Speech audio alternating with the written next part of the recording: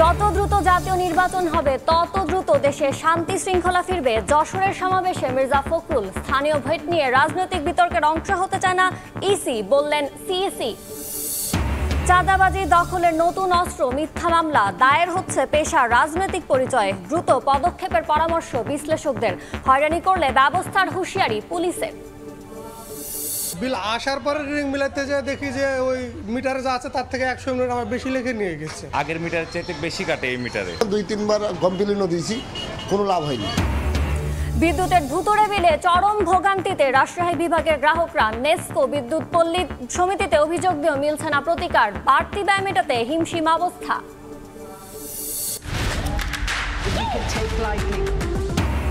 করাচিতে আজ জমকালো আয়োজনে পর্দা উঠছে আইসিসি চ্যাম্পিয়ন্স ট্রফির উদ্বোধনী ম্যাচে পাকিস্তানের প্রতিপক্ষ নিউজিল্যান্ড। নাশকতা এড়াতে নিরাপত্তা জোরদার।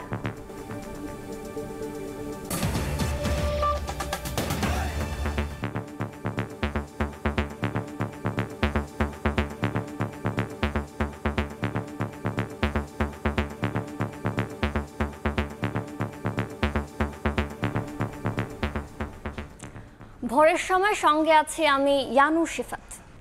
খুলনা প্রকৌশল ও প্রযুক্তি বিশ্ববিদ্যালয়ের রাজনীতি নিষিদ্ধ ও ভিসির পদত্যাগ সহ 5 দাবি পূরণে আজ বেলা 1টা পর্যন্ত সময় বেঁধে দিয়েছে বৈষম্য বিরোধী শিক্ষার্থীরা। একই সঙ্গে দাবি পূরণ না হওয়া পর্যন্ত ক্লাস পরীক্ষা বর্জনের ডাক দিয়েছেন তারা। গতকাল রাতে সংবাদ সম্মেলন করে তারা এই ডাক দেন। কর্মকর্তা কর্মচারী ও অধীনস্থ সকলে দিনভর উত্তেজনা শেষে রাতে দেয়া হলো কুয়েট ক্যাম্পাসে ছাত্র রাজনীতি নিষিদ্ধ, উপাচার্যের পদত্যাগ সহ 5 দফা দাবি পূরণের আলটিমেটাম। ব্যর্থতা ও দায় স্বীকার করে নিঃশর্ত ক্ষমা প্রার্থনার সাথে সাথে ভিসি, প্রো ভিসি এবং ডিএসডব্লিউ স্যারকে পদত্যাগ করতে হবে। মঙ্গলবার রাতে সংবাদ সম্মেলন করে বৈষম্য বিরোধী ছাত্র আন্দোলনের সদস্যরা 5 দাবি পূরণে বুধবার বেলা 1টা পর্যন্ত সময় বেঁধে দেন। দাবি পূরণ না হওয়া পর্যন্ত ক্লাস পরীক্ষা বর্জনের ডাকও দেন তারা। না পূরণ করা পর্যন্ত এই মুহূর্ত থেকে সকল প্রকার ক্লাস পরীক্ষা সহ সকল একাডেমিক কার্যক্রম বন্ধ থাকবে। অপরদিকে নিজেদের কর্মীদের ওপর হামলার প্রতিবাদে শিববাড়ি মোড়ে অবস্থান নিয়ে সড়ক অবরোধ করেন ছাত্রদল, যুবদল ও স্বেচ্ছাসেবক দলের নেতাকর্মীরা। ঘটনার পেছনে দায়ীদের শাস্তির দাবি করেন তারা। আমরা যখন ওখানে ছুটে যাই তখন আমাদের উপর তারা বারবার করে আমাদের উপর হামলা করে। দেশকে অস্থিতিশীল করে দীর্ঘমেয়াদী একটা পরিকল্পনার অংশ হিসেবে বিএনপিকে ক্ষমতার বাইরে রাখতে চায়। অতি সত্বর আইনের আওতায় এনে দ্রুত বিচারে এদের বিচার করতে হবে। সুষ্ঠু তদন্ত এবং সুষ্ঠু বিচার বাংলাদেশের প্রশাসনের কাছে আমরা তাদেরকে সতর্ক করে বলে দিতে চাই, ছাত্র সমাজ কিন্তু এখনো ঘরে চলে যায় না। ছাত্র জনতা এক হয়েছে। আমরা কোন রকম বৈষম্য দেশে চাই না, কোন রকম চাঁদাবাজি চাই না। তাদেরকে অতি দ্রুত আইনের আওতায় আনতে হবে। সন্ত্রাসীদের কোনো দলীয় পরিচয় হয় না। যারা দেশীয় অস্ত্র নিয়ে এই নির্লজ্জ আক্রমণের ঘটনা ঘটিয়েছে তাদেরকে আপনারা খুঁজে বের করুন। মধ্যবর্তী অবস্থানে থেকে খুব ধৈর্যের সাথে, পেশাদারিত্বের সাথে আমরা আমাদের দায়িত্বটা সুন্দরভাবে পালন করার চেষ্টা করেছি। কুয়েটের সংঘর্ষের ঘটনায় ঢাকা বিশ্ববিদ্যালয়েও প্রতিবাদ বিক্ষোভ। মঙ্গলবার সন্ধ্যার পর কর্মসূচি পালন করে বিভিন্ন ছাত্র সংগঠন। আলাদাভাবে বিক্ষোভ করে ছাত্রদল ও বৈষম্য বিরোধী ছাত্র আন্দোলন। খুলনা প্রকৌশল ও প্রযুক্তি বিশ্ববিদ্যালয় কুয়েটের সংঘর্ষের জেরে উত্তাপ ছড়ায় ঢাকা বিশ্ববিদ্যালয় ক্যাম্পাসেও। মঙ্গলবার সন্ধ্যায় বৈষম্য বিরোধী ছাত্র আন্দোলনের ব্যানারে রাজু ভাস্কর্যের পাদদেশে জমায়েত হন শিক্ষার্থীরা। সংক্ষিপ্ত সমাবেশের পর শুরু হয় বিক্ষোভ মিছিল। ভিসি চত্বর, হলপাড়া, মল চত্বর হয়ে আবারও রাজু ভাস্কর্যের পাদদেশে সমবেত হন শিক্ষার্থীরা। এরপর ঘণ্টাব্যাপী সমাবেশে বক্তব্য রাখেন বৈষম্য বিরোধী ছাত্র আন্দোলনের কেন্দ্রীয় নেতারা। কুয়েটের ঘটনায় নিন্দা ও প্রতিবাদ জানিয়ে হামলায় জড়িতদের বিচার দাবি করা হয় সমাবেশে। গণতন্ত্র উত্তরণের এই যে লড়াই, এই লড়াই আমাদের সমন্বিত লড়াই। এই লড়াই আমাদের যে শহীদ হয়েছে যারা, তাদের রক্তের দায় আমাদের উপরে রয়েছে। শিক্ষার্থীরা কি শুনতে চায়, তারা কি দেখতে চায়, শিক্ষা প্রতিষ্ঠানগুলোতে কেমন রাজনীতি করতে চায়, তারা কি চায়। আপনারা শিক্ষার্থীদের জন্য যদি রাজনীতি করতে চান তাহলে আপনাদের শিক্ষার্থীদের ভাষায় কথা বলতে হবে, তাদের মতের সাথে চলতে হবে, তাদের পথে চলতে হবে। ঢাকা বিশ্ববিদ্যালয় ক্যাম্পাসে আলাদাভাবে বিক্ষোভ কর্মসূচি পালন করে ছাত্রদলও। টিএসসি এলাকা থেকে মিছিল নিয়ে ভিসি চত্বর হয়ে ডাচ ক্যাফেটেরিয়া এলাকায় সমাবেশ করে সংগঠনটি। সমাবেশে বক্তব্য রাখেন ঢাকা বিশ্ববিদ্যালয় ছাত্রদলের নেতারা। আপনারাই বাংলাদেশ জাতীয়তাবাদী ছাত্রদল কেন সারা বাংলাদেশে মেধাবীদের নেতৃত্ব দেবেন?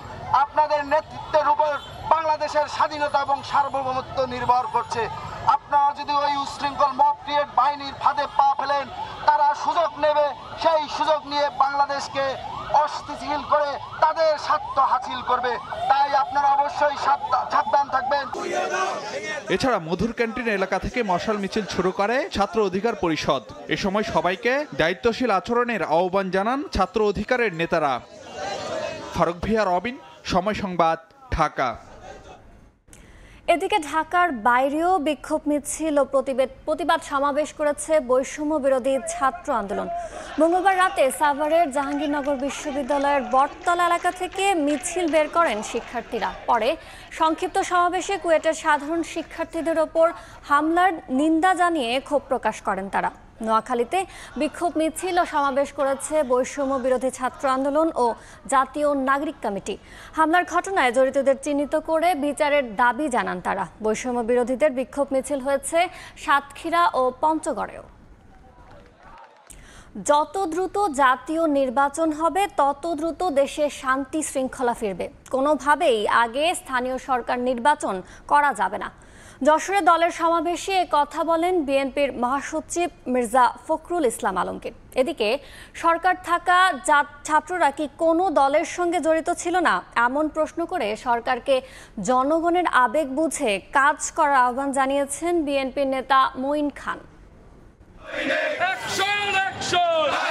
স্লোগানে স্লোগানে মুখর দক্ষিণের জনপদ যশোর। বিএনপি নেতাকর্মী ও সমর্থকদের পদচারণায় কানায় কানায় পূর্ণ টাউন হল মাঠ।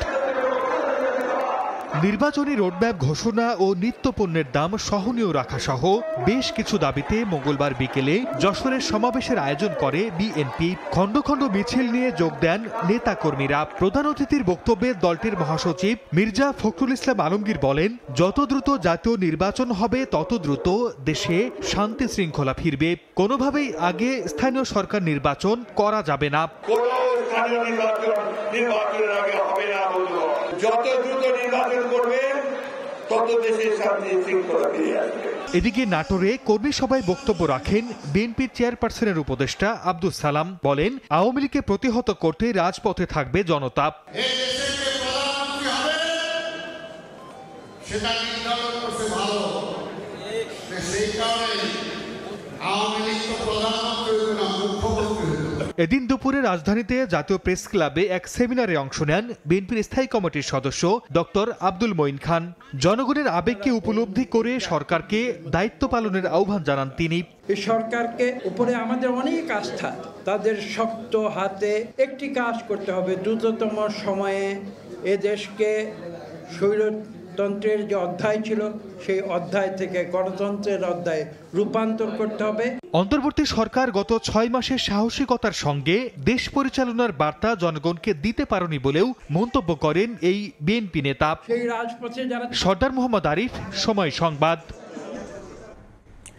দ্রুততম সময়ের মধ্যে নির্বাচন চেয়েছেন বাম গণতান্ত্রিক জোটের নেতারা। তারা বলেন, নির্বাচন বিলম্বিত হলে তা হবে আত্মঘাতী সিদ্ধান্ত। মঙ্গলবার নির্বাচন ভবনে কমিশনের সঙ্গে বৈঠকের পর এসব কথা বলেন তারা। বাম গণতান্ত্রিক জোট 7 দফা দাবি তুলে ধরেছে নির্বাচন কমিশনারের সামনে। বৈঠক শেষে সিবিপির সাধারণ সম্পাদক রুহিন হোসেন প্রিন্স বলেন, প্রয়োজনীয় সংস্কার শেষে দ্রুতই জাতীয় নির্বাচনের দাবি জানিয়েছেন। আমরা কোনো অজুহাতে আর কালক্ষেপণ দেখতে চাই না। দ্রুততম সময় আমরা নির্বাচন তারিখ ঘোষণা চাই। নিবন্ধনের নামে এইটা এমনভাবে এই তৈরি করা হয়েছে, তাতে আমাদের সাংবিধানিকভাবে অধিকার ক্ষুণ্ণ করা হচ্ছে। সুতরাং এইটা বাতিল করা উচিত বলে আমরা মনে করেছি। লোকাল গভর্নমেন্ট ইলেকশন না ন্যাশনাল গভর্নমেন্ট ইলেকশন, আমরা মনে করি এই কাউন্টার পোস্টের মধ্য দিয়ে সরকার নির্বাচন দিয়ে ডিলে করছে এবং এই ডিলে জাতির জন্য আত্মঘাতী হবে।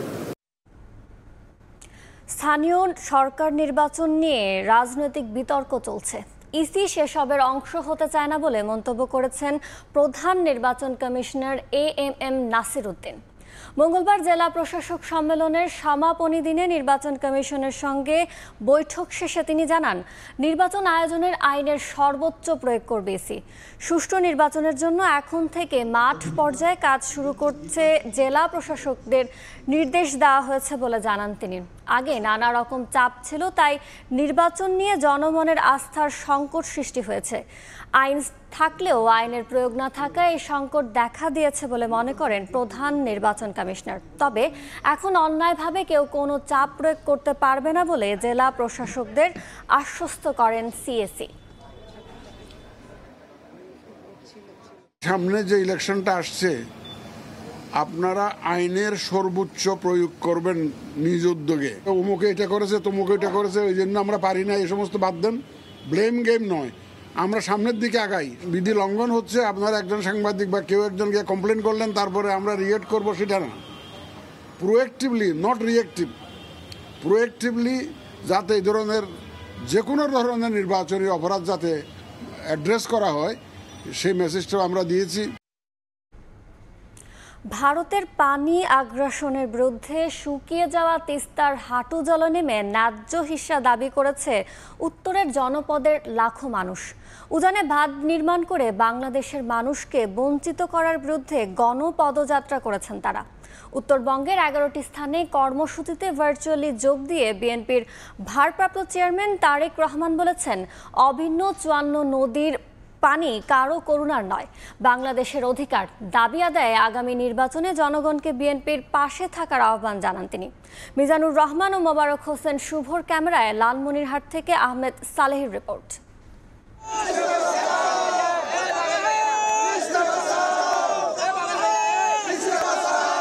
শুকিয়ে যাওয়া নদীর হাঁটু জলে নেমে প্রতিবাদ। ভারতের পানি আগ্রাসনের বিরুদ্ধে মরে যাওয়া নদীতে ভিন্ন ধর্মী প্রতিবাদে হাজার হাজার মানুষের জমায়েত। প্লাকার্ডের বার্তায় ছিল ভারতের আধিপত্যের বিরুদ্ধে বাংলাদেশের মানুষের অবস্থান।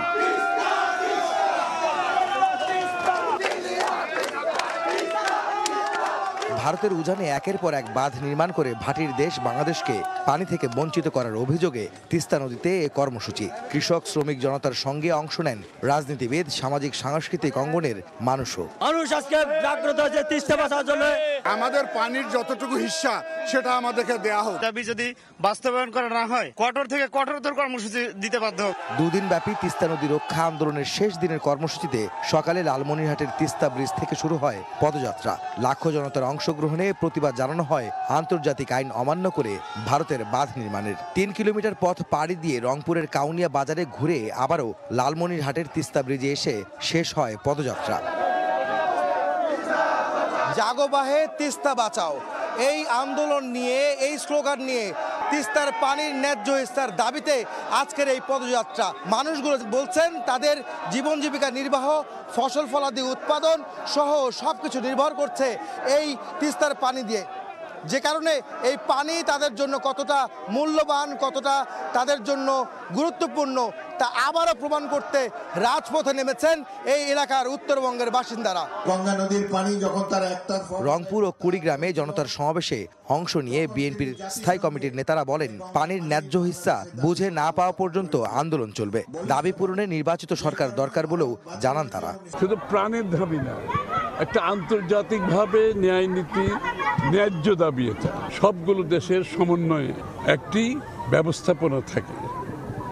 আজকে সেই ব্যবস্থাপনা এখানে ফেল করে গেছে। ভারত যেমন উজানের দেশ বলে ভাটির দেশকে পানি বঞ্চিত করে, আমাদের হাতেও কিছু কিছু যন্ত্র আছে যেটি আমরা ব্যবহার করলে ভারত আমাদের কথা শুনতে বাধ্য হবে। এটার জন্য দরকার একটা নির্বাচিত সরকার।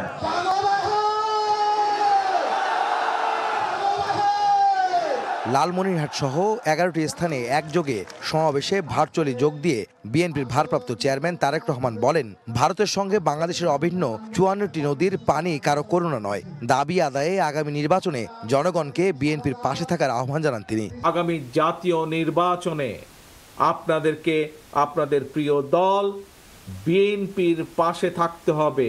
দেশবাসীর সমর্থন থাকলে ইনশাল্লাহ আমরা এই ধরনের তিস্তা সহ আরো যেই কাজগুলো আছে ইনশাল্লাহ সেই কাজগুলো বা সেই সমস্যার সমাধান করার আমরা সুযোগ পাবো ইনশাল্লাহ। সেই প্রতিজ্ঞা হলো জাগো বাহে তিস্তা বাঁচাও, জাগো বাহে বাংলাদেশ বাঁচাও।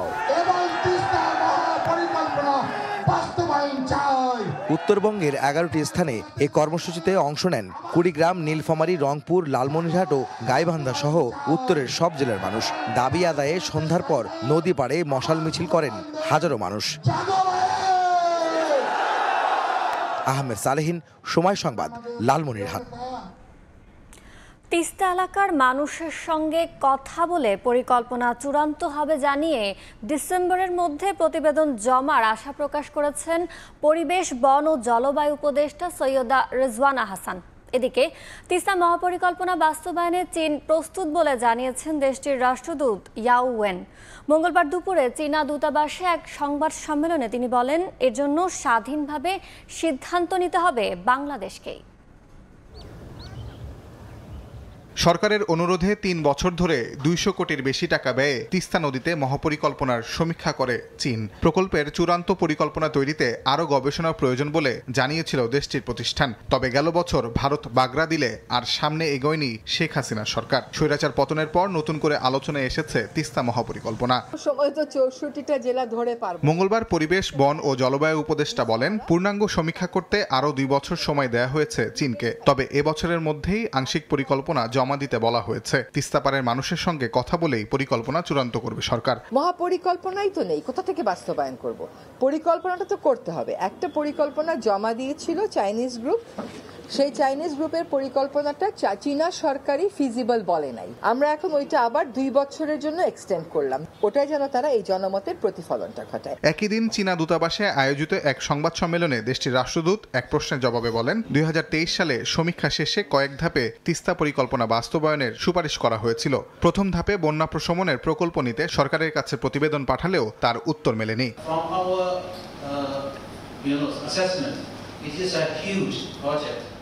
আমাদের মূল্যায়ন অনুযায়ী এটি একটি বিশাল প্রকল্প, তাই আমরা বাংলাদেশকে এটি ধাপে ধাপে বাস্তবায়ন করার পরামর্শ দিয়েছি। বন্যা প্রতিরোধ এবং প্রশমনের জন্য একটি প্রকল্প গ্রহণ করতে আমরা 2023 সালে প্রতিবেদন দেই। 2 বছর পেরিয়ে গেছে, কিন্তু আমরা এখনো এর কোনো উত্তর পাইনি।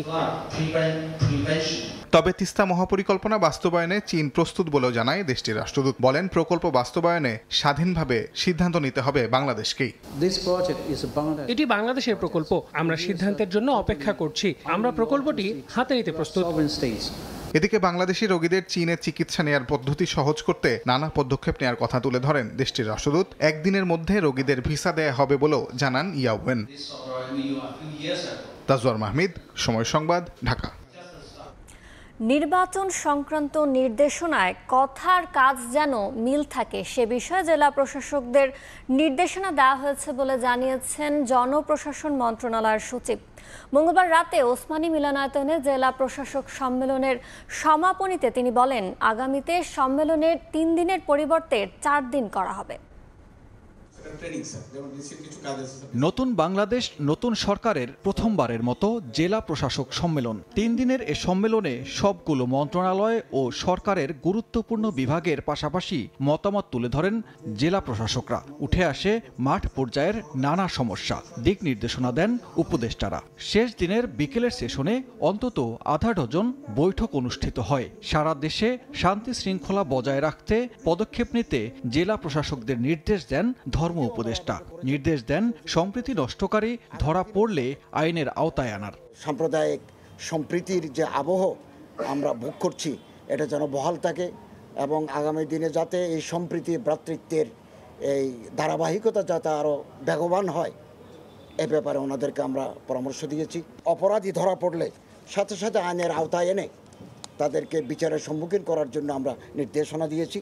সারা দেশে অনেক সাংস্কৃতিক অনুষ্ঠান হলেও বেশ কিছু জায়গায় বিশৃঙ্খলা সৃষ্টি হয়েছে বলে জানান সংস্কৃতি উপদেষ্টা। এরকম ঘটনার খবর পেলে ব্যবস্থা নেওয়া হচ্ছে বলে উল্লেখ করেন তিনি।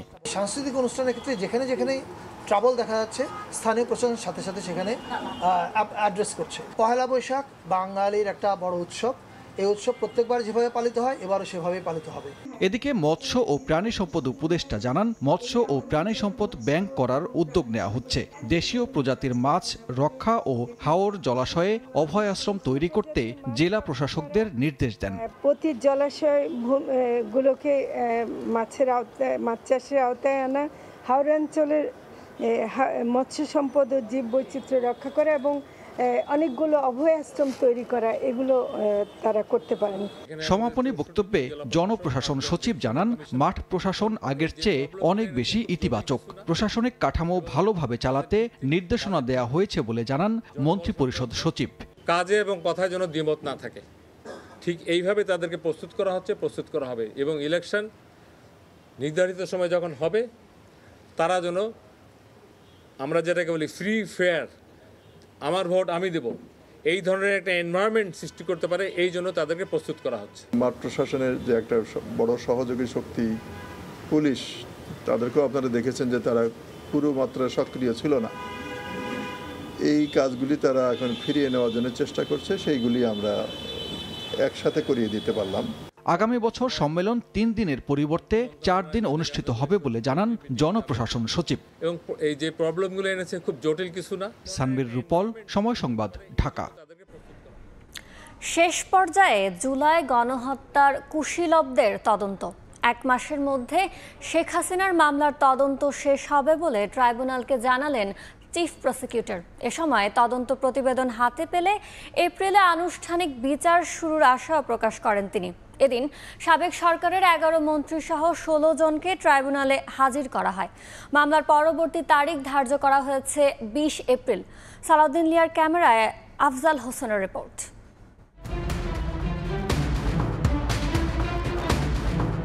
কেউ প্রিজন ভ্যানে দাঁড়িয়ে এদিক ওদিক তাকিয়ে কি যেন দেখছেন, কি যেন বলছেন। কারো মুখ মলিন, কেউ বা হাস্যোজ্জ্বল। জুলাই আগস্টের গণহত্যার মামলায় মঙ্গলবার আন্তর্জাতিক অপরাধ ট্রাইব্যুনালে হাজির করা হয় বিগত সরকারের 11 মন্ত্রী, 1 প্রতিমন্ত্রী, 2 উপদেষ্টা, 1 অবসরপ্রাপ্ত বিচারপতি ও 1 সাবেক সচিবকে। এদিন শুনানিতে চিফ প্রসিকিউটর বলেন, জাতিসংঘের রিপোর্ট প্রকাশের পর সংস্থাটির কাছে কিছু তথ্য-উপাত্ত চেয়েছেন তারা। তিনি জানান, শেখ হাসিনা সহ জুলাই গণহত্যার কুশীলবদের তদন্ত শেষ পর্যায়ে, সময় লাগতে পারে আর 1 মাস। সাবেক প্রধানমন্ত্রী শেখ হাসিনার বিরুদ্ধে সেটার তদন্ত রিপোর্ট দাখিল করা সম্ভব হতে পারে বলে আমরা আশা করছি। এপ্রিল মাস থেকে বিচার প্রক্রিয়ার আনুষ্ঠানিক পর্বটা শুরু হওয়ার সম্ভাবনা রয়েছে। আসামিদের বিরুদ্ধে এমন সব অভিযোগ আছে যে তাদেরকে বিচার শেষ হওয়ার আগে জামিন দেওয়ার কোনো সুযোগ আছে বলে আমাদের দিক থেকে আমরা মনে করি না। নির্বিচারে হত্যা, নির্যাতনের নির্দেশনা দেওয়া সংক্রান্ত আসামিদের ফোনালাপ, ডিজিটাল তথ্য প্রমাণ এর আগেই হাতে পেয়েছে তদন্ত সংস্থা, যা এখন পরীক্ষা নিরীক্ষা চলছে। ট্রাইব্যুনাল বলছেন, সময় লাগলেও বিশ্বাসযোগ্য তদন্ত রিপোর্ট দেখতে চান তারা। হত্যাকাণ্ড করে এক ছাত্র জনতাকে নির্মূল করার কথা বলা হয়েছে, টেলিভিশন চ্যানেলগুলো বন্ধ করে দেওয়ার কথা বলেছে। এই ধরনের কথোপকথন তারা যে করেছেন তাদের অজ্ঞাতে সেগুলো রেকর্ডেড হয়েছে, তো সেগুলো আমাদের হাতে আসছে। মানুষকে মারার জন্য যে ফাঁদ তারা পেতেছিলেন সেই ফাঁদে হয়তো তারাই পড়তে যাবেন। আধা ঘন্টার শুনানি শেষে 2 মামলার পরবর্তী দিন ধার্য করা হয়েছে 20 এপ্রিল। ওই দিন তদন্ত রিপোর্ট দাখিল করবে প্রসিকিউশন। জামিন শুনানি হবে কয়েকজন আসামির। আফজাল হোসেন, সময় সংবাদ, ঢাকা। চাঁদাবাজি, পাওনাদারকে শায়েস্তা করা কিংবা ব্যবসা প্রতিষ্ঠান দখলের জন্য বিভিন্ন থানায় হয়েছে মিথ্যা মামলা। অভিযোগ উঠেছে নিজ ক্ষমতা প্রদর্শন ও প্রতিপক্ষকে শায়েস্তা করতে পেশা ও রাজনৈতিক দলের পরিচয়ে এসব মামলা করেছেন অনেকে। অপরাধ বিশ্লেষকদের মতে এমন ঘটনা ছোট করে দেখলেও বাকিরা এর সুযোগ নিয়ে বিশৃঙ্খলা তৈরি করবে। সাইফুল রুদ্র রিপোর্ট।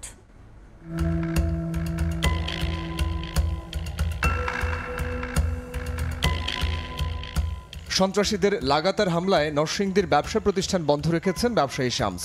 জেলা শহরের বাড়ি ছেড়ে উঠেছেন ঢাকার একটি আবাসিক এলাকায়, সেখানেও হামলার শিকার হয়েছেন তিনি। দেয়া হয় মিথ্যা মামলাও। সংবাদ সম্মেলনে বর্ণনা দেন পুরো ঘটনার। সে পাওয়ারফুল লোক, এই ওসিকে দিয়া ফোন করায়, সিআইডি ফোন দিছে, আপনি আসেন আমাদের সাথে দেখা করেন, আপনার ছেলেরে নিয়ে আসেন, আপনার নামে কমপ্লেন আছে।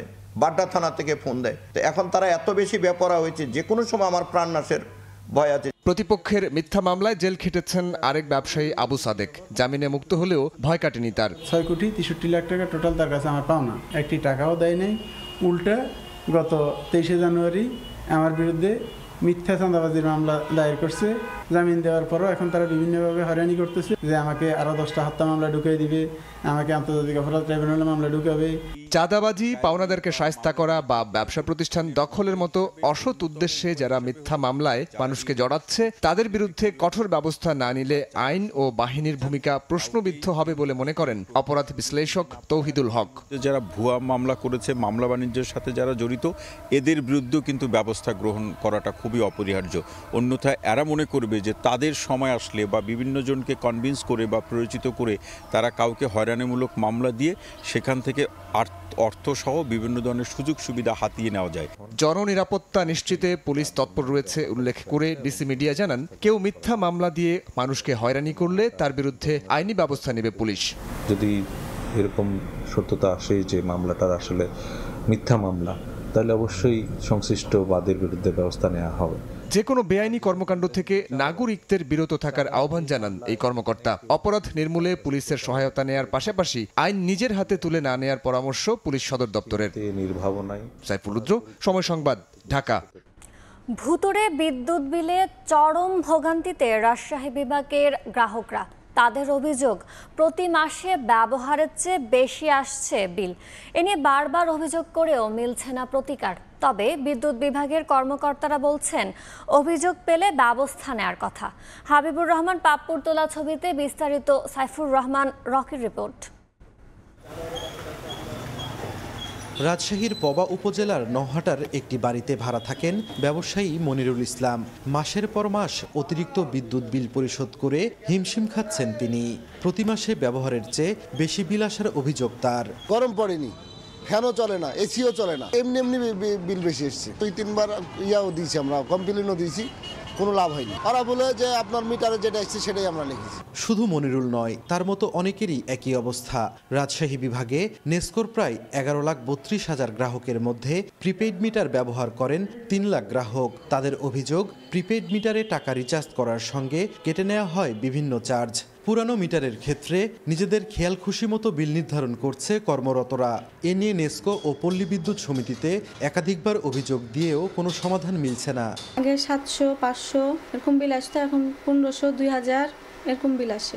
এক মাসে দিতে গেলে তার পরের মাসে মনে হচ্ছে 1 লাখে বিদ্যুৎ বিল বাড়ে। আগের মিটারের চাইতে বেশি কাটে এই মিটারে। মোবাইল করে বলে যে পাওয়ার ফ্যাক্টরের কারণে টাকা কাটে আপনাদের। না দেখে বিল বানায়, লাস্ট মাসে মনে হয় 5-6 মাস পরে এসে দেখে যখন বিল করছে তখন 1 মাসের বিলই মনে হয় 1.5 লাখ টাকা মতো এরকম বিল করছে। দেখে নিয়ে গেছে যে ডেটে বিল আসার পরে রিডিং মিলাতে যায়, দেখি যে ওই মিটারে যা আছে তার থেকে 100 ইউনিট আমার বেশি লিখে নিয়ে গেছে। বলার আছে, দেখার কেউ নাই, আমাদের যারা প্রতিনিধি থাকে তারা কেউ দেখে না। তবে নেসকোর দাবি, গ্রাহকদের অভিযোগের ভিত্তিতে সমাধান করে দেয়া হচ্ছে। প্রিপেইড মিটারে কম বিল বা বেশি বিল আসার সুযোগ নাই। গ্রাহক হয়তো বুঝতে পারে না কত টাকা কাটলো। ব্রেকডাউনটা ওয়েবসাইটে তার কনজিউমার নাম্বার দিয়ে সে ডিটেলস দেখতে পারে। পোস্টপেইড মিটারের ইয়েগুলো হচ্ছে কি যে ম্যানুয়ালি রিডিং কালেকশন করে, ভুল হতেই পারে। কমপ্লেন করলে আমরা তখন ফিজিক্যালি আবার ওটা পরিদর্শন করে দেখি। অভিযোগটা সত্য হয় তখন আমরা ওই রিডিংটা এক্সাক্ট রিডিং অনুযায়ী এখান থেকে বিলিং হয় কম্পিউটার সেন্টারে, সেখান থেকে আমরা বিলটা কারেকশন করে গ্রাহককে দিয়ে দিই। রাজশাহী বিভাগে 42 লাখ গ্রাহক দৈনিক গড়ে নেসকোর 350 মেগাওয়াট ও পল্লী বিদ্যুতের 550 মেগাওয়াট বিদ্যুৎ ব্যবহার করেন। সাইফুর রহমান রকি, সময় সংবাদ, রাজশাহী। রাজশাহীতে পরিবার পরিকল্পনা অধিদপ্তরের বিনামূল্যে বিতরণ করা জন্ম নিয়ন্ত্রণ ও কর্মসূচি ওষুধ ও সামগ্রীর তীব্র সংকট দেখা দিয়েছে। এই সুযোগে এসব ওষুধ ও উপকরণের দাম বাড়িয়ে দিয়েছেন বিক্রেতারা। কবে নাগাদ সংকট কাটবে তাও জানে না কর্তৃপক্ষ। আব্দুল সালামের ছবিতে শাহিন আলমের রিপোর্ট। জন্ম নিয়ন্ত্রণের ঔষধ, ইনজেকশন সহ অন্যান্য সেবা বিনামূল্যে দিয়ে থাকে পরিবার পরিকল্পনা অধিদপ্তর। তবে রাজশাহীতে গত 6 মাসের বেশি সময় ধরে দেখা দিয়েছে এইসব ঔষধ ও সরঞ্জামের তীব্র সংকট। সংকটের সুযোগে জন্ম নিয়ন্ত্রণ পদ্ধতির সকল উপকরণের দাম বাড়িয়েছে বিক্রেতারা, আর এতে ক্ষুব্ধ এলাকাবাসী। আর বিক্রেতাদের দাবি, ঔষধের দাম বাড়িয়েছে উৎপাদনকারী প্রতিষ্ঠান। প্রত্যেকটা দাম বেড়েছে, প্যাকেটে 5-10 টাকা বেশি। একসাথে ধরেন 5টা প্রোডাক্টের দাম বাড়ে গেছে। এটা পরিষ্কার বোঝা যায় যে এটা একটা সিন্ডিকেট। এই নিয়ে জনগণের ভিতরে ভোগান্তি সৃষ্টি হচ্ছে। সংকটের কারণ নিয়ে মন্তব্য করতে রাজি হননি বিভাগীয় কর্মকর্তা। প্রশ্ন করলে কৌশলে এড়িয়ে যান তিনি। ঢাকা থেকে ওনার কাছে আসে, উনি সাপ্লাই দেয়। এইটুকু তো আপনাদের তাহলে কাজটা কি? আমার ওটা হলো ডিডি আন্ডারে, ডিডি জেলা পর্যায়ে যিনি আছে উনিই জানবে। পরিবার পরিকল্পনা অধিদপ্তরের তথ্যমতে সরকারের পক্ষ থেকে মানুষের জন্ম নিয়ন্ত্রণে বিনামূল্যে এক ধরনের ঔষধ, 2 ধরনের ইনজেকশন ও জন্ম নিয়ন্ত্রণ উপকরণ সরবরাহ করা হয়। শাহিন আলম, সময় সংবাদ, রাজশাহী। চলতি অর্থ বছরের প্রথম 7 মাসে 15 বছরের মধ্যে সর্বনিম্ন এডিপি বাস্তবায়ন হয়েছে। পরের মাসগুলোতে খরচ না বাড়লে অর্থনৈতিক প্রবৃদ্ধি স্থবির হওয়ার শঙ্কা দেখা দিয়েছে, যেটির প্রভাব পড়বে কর্মসংস্থান ও নির্মাণ খাতে। বছর শেষে বাস্তবায়ন কাঙ্ক্ষিত মাত্রায় না হলে অর্থনীতি আরও চাপের মুখে পড়বে বলে মত বিশ্লেষকদের। দেখুন আমার করা একটি প্রতিবেদন। চলতি অর্থ বছরের শুরুতেই গণঅভ্যুত্থান ও সরকার পরিবর্তনের জেরে ধীর হয়ে গেছে সরকারি উন্নয়ন কর্মকাণ্ডের গতি। জুলাই থেকে জানুয়ারি এই 7 মাসে বার্ষিক উন্নয়ন কর্মসূচি বা এডিপি বাস্তবায়ন হয়েছে 59,877 কোটি টাকার, যা বরাদ্দের মাত্র 21.5%। গত 15 বছরের মধ্যে এই হার সর্বনিম্ন। এদিকে জানুয়ারিতে ব্যয় হয়েছে 9,874 কোটি টাকা। অগাস্টে অন্তর্বর্তী সরকার দায়িত্ব নিয়ে কিছু প্রকল্পের সংশোধন, কিছু বাতিল ও কয়েকটিতে ধীরে চলনীতি নিয়েছে। এতে উন্নয়ন কর্মকাণ্ডে খরচ কমে ব্যবসাতেও প্রভাব পড়েছে বলে জানান সংশ্লিষ্টরা। যদি ইনফ্লেশন কন্ট্রোল করেন তাহলে একটা গ্রুপকে আপনি দারিদ্র্য সীমা থেকে নিচে নামা থেকে আটকাতে পারবেন, কিন্তু আপনি যদি স্পেন্ডিং বন্ধ করে দেন আপনি কিন্তু আরেকটা গ্রুপকে তখন দারিদ্র্য সীমার নিচে নামিয়ে দেবেন। So it's a question of কার উপরে ইম্প্যাক্টটা সবচেয়ে বেশি পড়বে। এডিপির কম বাস্তবায়ন অর্থনীতির প্রতিটি খাতে প্রভাব ফেলে উল্লেখ করে বিশ্লেষকরা বলছেন, রাজস্ব আয় ও বিদেশি সহায়তা কমে আসায় বছর শেষে সার্বিক অর্থনীতি আরও চাপে পড়তে পারে। এডিপির কম বাস্তবায়ন এবং আসলে অর্থ বছরের শেষে গিয়ে কতটুকু বাস্তবায়ন হবে সেটাও আমরা জানি না। রাজস্ব আদায় কম, বিনিয়োগও কম, তো সব মিলে দেখা যাচ্ছে কর্মসংস্থানও কম হচ্ছে, আবার বিদেশি বিনিয়োগও কম আসছে, আবার অন্যদিকে দেখা যাচ্ছে প্রবৃদ্ধিও কমে যাচ্ছে।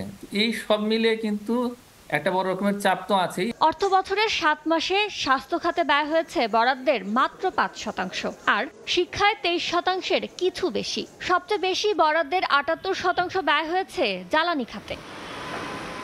ইয়ানুর শিফাত, সময় সংবাদ, ঢাকা। রাজনৈতিক অস্থিরতার কারণে বিদেশি বিনিয়োগ হারাচ্ছে দেশীয় প্রতিষ্ঠানগুলো। মঙ্গলবার রাজধানীর একটি হোটেলে আয়োজিত সংবাদ সম্মেলনে কথা বলেন Bangladesh textile mills association BTMA এর সভাপতি শওকত আজিদ রাসেল। বস্ত্র খাতের যন্ত্রপাতির সবচেয়ে বড় প্রদর্শনী ঢাকা আন্তর্জাতিক টেক্সটাইল ও গার্মেন্টস মেশিনারি এক্সিবিশন নিয়ে বিস্তারিত জানাতে ওই সম্মেলনের আয়োজন করা হয়। আগামী 20 থেকে 23 ফেব্রুয়ারি পর্যন্ত চলবে এই প্রদর্শনী। BTMA এর সভাপতি বলেন, অন্তর্বর্তী সরকার নির্বাচনের সুস্পষ্ট সময় নির্ধারণ না করলে দেশি বিদেশি উভয় বিনিয়োগই হারাবে বাংলাদেশ। এছাড়া গ্যাসের দাম বাড়লে একের পর এক কারখানা বন্ধ হবে বলেও সতর্ক করেন তিনি।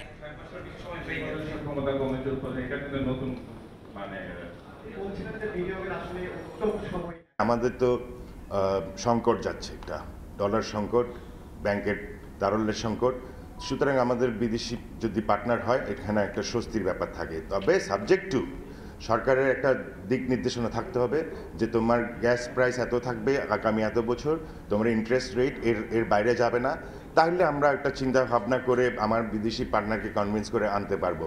আনসার্টেনিটির মধ্যে কোনো বিদেশি ইনভেস্টর আসবে কিনা আমার সন্দেহ আছে। ইঞ্জিন সংকটে চট্টগ্রাম বন্দর থেকে ঢাকা আইসিডিগামী কন্টেইনারবাহী ট্রেন চলাচলে অচল অবস্থা নেমে এসেছে। প্রতিদিন 160টি কন্টেইনার পরিবহনের জন্য অন্তত 4টি ট্রেনের প্রয়োজন হলেও 2টি ট্রেনও পাচ্ছে না বন্দর কর্তৃপক্ষ। সাক্ষাৎচিপুর ক্যামেরায় বিস্তারিত জানাচ্ছেন কমল দে। চট্টগ্রাম বন্দরের ইয়ার্ডে 2টি র্যাকের উপর সাজিয়ে রাখা হয়েছে একাধিক কন্টেইনার। আবার রেলওয়ের CGPY এর ট্রানজিট পয়েন্টে 6টি র্যাকে 100-র বেশি কন্টেইনার রাখা। প্রয়োজনীয় ইঞ্জিন না পাওয়ায় এভাবে পড়ে আছে কন্টেইনারগুলো।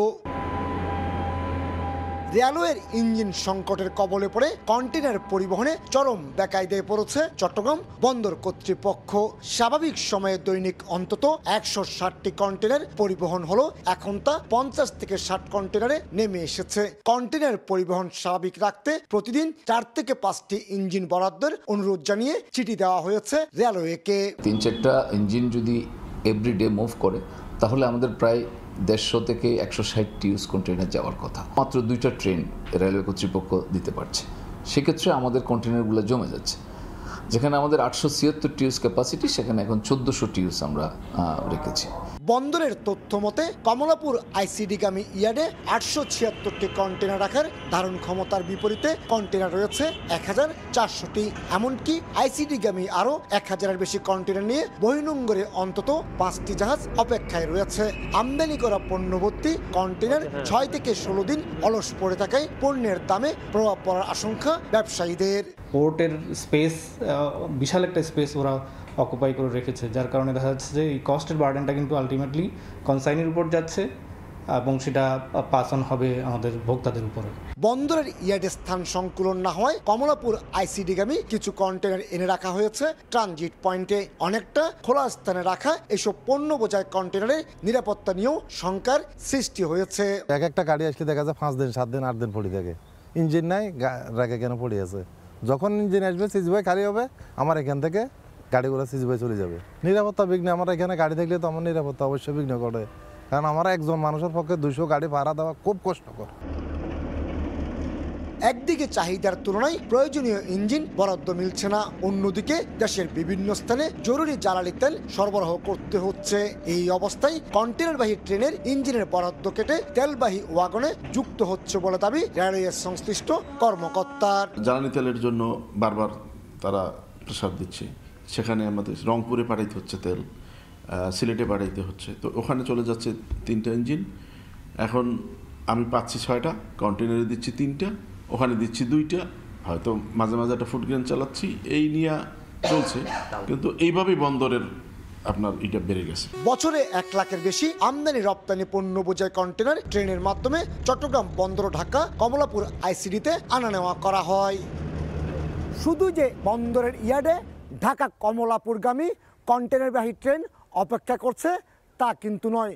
বন্দরের পার্শ্ববর্তী এই ট্রানজিট পয়েন্টে 6টি র্যাকের উপর ফেলে রাখা হয়েছে পণ্যভর্তি 100-র বেশি কন্টেনার।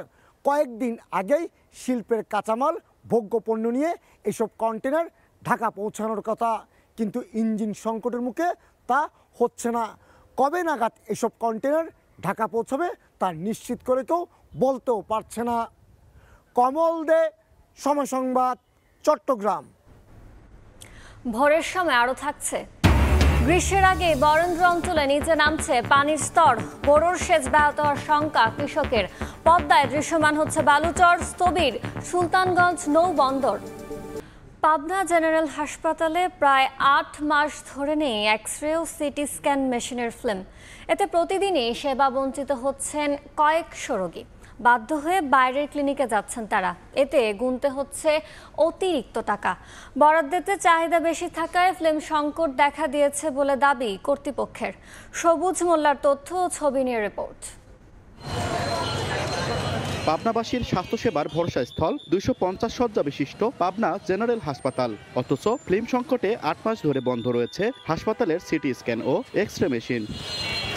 সাধারণ মানুষের জন্য স্বল্প খরচে উন্নত ও আধুনিক স্বাস্থ্যসেবা নিশ্চিত করার লক্ষ্যে 250 শয্যার পাবনা জেনারেল হাসপাতালে স্থাপন করা হয় আধুনিক CT scan machine, X-ray machine ও ইসিজি মেশিন সহ অত্যাধুনিক সব মেশিন। তবে নেই কার্যকারিতা। এতে বেসরকারি ক্লিনিক ও ডায়াগনস্টিক সেন্টারের দিকে ঝুঁকছেন রোগীরা, আর সেখানে দালালদের খপ্পরে পড়ে গুনতে হচ্ছে অতিরিক্ত টাকা। ডাক্তাররা এসে দেখে কথা দিলে আমি বুঝতে পারতেছি না। বাইরে আপনি সিমলা যায় করিয়ে আসেন, নাহলে সেন্ট্রালে যায় করিয়ে আসেন। সদর হসপিটালে না থাকে তাহলে আসলে মানুষের তো আসলে কিছুই হয় না, জাস্ট এটা পড়ে থাকে। এটা তো আমাদের কষ্ট হয়, আমাদের সারাদিনে হচ্ছে কামলা দিলি পরে 500 টাকার উপরে পাই না, কিন্তু আমরা একটা এক্স-রে করতে গেলে 700, 600, 800 টাকা নেয়। গরিব মানুষ আসি সরকারি সেবা নেওয়ার জন্য, আসলে সেই সেবাটা পাই না। হসপিটাল থেকে এই সুযোগটা পায় না, সেবাটা পায় না, তখন বহিরাগত কিছু ক্লিনিক এটা বাণিজ্য করে এবং এই বাণিজ্যে সাধারণ মানুষ সর্বশান্ত হয়ে যায়। বিষয়টি নিয়ে ঊর্ধ্বতন বিভাগের কাছে আবেদন করা হয়েছে, দ্রুতই সমস্যা সমাধান হবে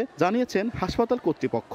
মোট বরাদ্দের যেই পার্সেন্ট আমরা কেমিক্যাল রিয়েজেন্ট মানে যে এক্স-রে, আল্ট্রাসাউন্ড সহ অন্যান্য যে কেমিক্যাল কিনি, এই পার্সেন্টেজটা একটু বাড়াইতে হবে। কর্তৃপক্ষের দেওয়া তথ্য মতে পাবনা জেনারেল হাসপাতালে মোট 3টি এক্স-রে মেশিন রয়েছে, এর মধ্যে 2টি ডিজিটাল ও 1টি অ্যানালগ। এই হাসপাতালে এক্স-রে করতে প্রতিদিন অন্তত 70 থেকে 80টি ফিল্ম প্রয়োজন হয়। সবুজ মোল্লা, সময় সংবাদ, পাবনা। 19 বছর আগে নির্মাণ করা নাটোর শিশু পার্কের বেহাল দশা। ভেঙে গেছে হাতি, বাঘ ও হরিণের ভাস্কর্য। মরিচা ধরা দোলনা ও স্লিপার ব্যবহারে নানা সমস্যায় শিশুরা। এরই মধ্যে স্টেডিয়াম নির্মাণের জন্য অর্ধেক জায়গা ছেড়ে দেওয়া হয়েছে অন্য দফতরকে। আল মামুনের তথ্য, রকুনুজ্জামানের ছবিতে রিপোর্ট। অনেক ছোট শিশু পার্ক, এখানে খেলার মতন কিছু নাই, অনেক ভালো জায়গা না। স্লিপার দোলনা ঢেকে দিয়ে খেললে তো হয় না, আমরা আলো খেলতে চাই। এখানে আসি কিন্তু এখানে খেলার জায়গা নাই, এখানে ভালো নাই, সব দোলনার ছিঁড়া। আবার হলো এখানে কিছু নতুন জিনিস অ্যাডও করা না। নাটোর শহরের একমাত্র শিশু পার্কে এসে এভাবেই নিজেদের হতাশার কথা বলছিল কয়েকজন শিশু। অবসর সময়ে খেলাধুলা ও মানসিক বিকাশের জন্য এখানে এলেও পর্যাপ্ত খেলার জায়গা ও রাইড না থাকায় ফিরে যেতে হয় তাদের। 2004 সালে জেলা পরিষদের অর্থায়নে নাটোর স্টেডিয়ামের পাশে স্থাপন করা হয় এই শিশু পার্কটি। শুরুতে পার্কটিতে শিশুদের বিনোদনের জন্য হাতি, বাঘ ও হরিণের ভাস্কর্য নির্মাণ করা হয়। এছাড়া স্থাপন করা হয় 5টি দোলনা, স্লিপার ও ঢেকি। দীর্ঘদিন সংস্কার না করায় ভেঙে গেছে ভাস্কর্যগুলো, নষ্ট হয়ে গেছে দোলনা সহ অন্যান্য খেলনা সামগ্রী। কয়েকটি থাকলেও মরিচা ধরায় ঠিকভাবে ব্যবহার করা যাচ্ছে না। শিশুদের মানসিক বিকাশে আধুনিক শিশু পার্ক স্থাপনের দাবি অভিভাবক। সবই ভাঙচুর, একজন উঠলে আর একজনের জায়গা নেই, অপরিষ্কার, নোংরা। এখানে খেলা তাদের যেগুলা ধরনের জিনিসপত্র দরকার সেগুলা পর্যাপ্ত পরিমাণে না থাকার কারণে শিশুরাও আস্তে আস্তে এখান থেকে বঞ্চিত হচ্ছে। এখানে যদি আরেকটু উন্নত করা যায়, এখানে যেমন এই স্লিপারটা সেফ না বাচ্চাদের জন্য, একটা ছোট বাচ্চার জন্য সেফ না, একটা অ্যাক্সিডেন্ট হয়ে যেতে পারে। এ নিয়ে পৌর কর্তৃপক্ষের সঙ্গে যোগাযোগ করা হলেও কথা বলতে রাজি হননি দায়িত্বপ্রাপ্ত প্রশাসক। নাটোর পৌরসভার 9টি ওয়ার্ডে প্রায় 2.5 লাখ মানুষ বসবাস করেন। এর মধ্যে শিশু রয়েছে প্রায় 30,000। সময় সংবাদ, নাটোর। শীত ও কুয়াশা কম থাকায় মৌসুম শুরুর আগেই চাঁপাইনবাবগঞ্জে গাছে গাছে দেখা মিলছে আমের মুকুল। গাছ থেকে যাতে মুকুল ঝরে না পড়ে সেজন্য কীটনাশক স্প্রে ও সেচ সহ বিভিন্ন পরিচর্যায় ব্যস্ত বাগান মালিকরা। আবহাওয়া অনুকূলে থাকলে এবার আমের ভালো ফলনের আশা কৃষি বিভাগের। জাহাঙ্গীর আলমের তথ্য, ছবিতে রিপোর্ট। পাতার ফাঁকে ফাঁকে উঁকি দিয়েছে আমের মুকুল। মৌ গন্ধে ছেয়ে গেছে চাঁপাইনবাবগঞ্জের আমের বাগানগুলো। চলতি মৌসুমে 2 সপ্তাহ আগেই গাছে এসেছে আমের মুকুল। ইতিমধ্যে জেলার আম বাগানগুলোতে প্রায় 70% বেশি গাছে দেখা দিয়েছে মুকুল। বাগান মালিকরা জানান, শীতের তীব্রতা ও কুয়াশা কম থাকায় গাছে এবার আগাম মুকুল এসেছে। গাছ থেকে যাতে মুকুল ঝরে না পড়ে সেজন্য কীটনাশক স্প্রে ও সেচ সহ বিভিন্ন পরিচর্যায় ব্যস্ত সময় পার করছেন বাগান মালিকরা। আগামী কয়েকদিন বৃষ্টি বা ঘন কুয়াশা না দেখা দিলে বেশিরভাগ মুকুল থেকেই বের হবে আমের গুটি। 20 দিন আগে থেকে মুকুল আসা শুরু হয়ে গেছে। এ পর্যন্ত আমাদের আম চাষি অনেকেরই প্রায় 60% মুকুল চলে আসছে। জমিতে যেগুলোতে ফুল এসে গেছে সেগুলোতে আমরা সেচ প্রদান করছি। তো এখন আমরা বর্তমানে পরিচর্যায় ব্যস্ত আছি। ফলন এখনই কিছু বোঝা যাবে না, তবে মুকুল দেখে মনে হচ্ছে যে ফলন হতে পারে।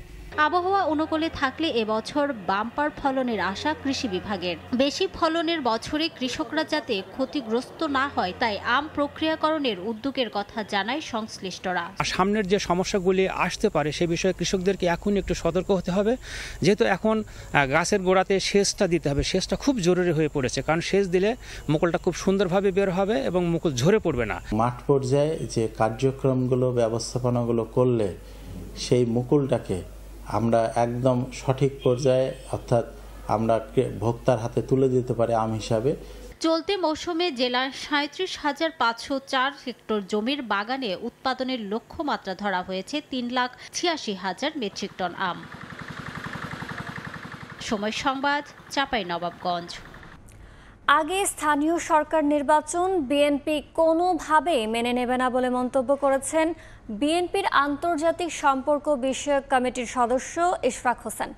মঙ্গলবার রাজধানীর নিউ মার্কেট থানা বিএনপি আয়োজিত সমাবেশে এমন মন্তব্য করেন তিনি। এ সময় তিনি আরও বলেন, স্থানীয় সরকার নির্বাচনের নামে দুর্বিসন্ধিমূলক চক্রান্ত করা হচ্ছে।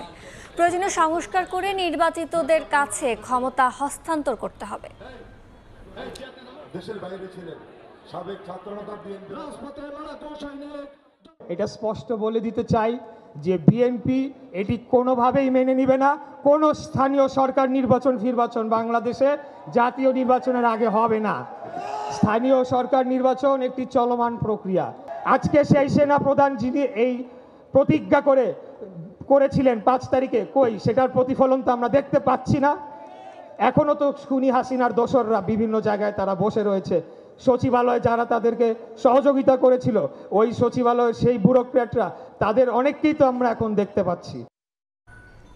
রাজধানীর ধানমন্ডিতে আওয়ামী লীগের সাংগঠনিক সম্পাদক মির্জা আজমের বাসায় অভিযান চালিয়েছে আইন শৃঙ্খলা বাহিনী। মঙ্গলবার রাত 11:30টার দিকে শুরু হয়ে অভিযান চলে 3 ঘন্টা। অভিযানে অংশ নেন র্যাব, পুলিশ ও দুদকের শতাধিক কর্মকর্তা। পরে দুদকের সহকারী পরিচালক জানান, বাড়িটিতে বৈদেশিক মুদ্রা আছে এমন খবরের ভিত্তিতে অভিযান পরিচালনা করা হয়। তবে কি উদ্ধার করা হয়েছে বা কাউকে আটক করা হয়েছে কিনা সে বিষয়ে কিছুই জানা নেই অভিযান পরিচালনকারী দল।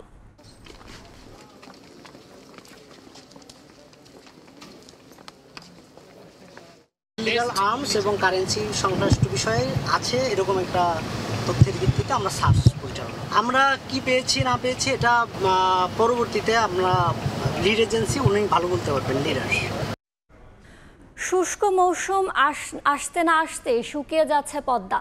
ফারাক্কা বাঁধের কারণে রাজশাহী অংশে পদ্মার বুকে বিস্তৃত বালুময় চর। মাঝ নদীতে শুরু জলধারা, এমনকি স্থবির হয়ে পড়েছে সুলতানগঞ্জ নৌবন্দর।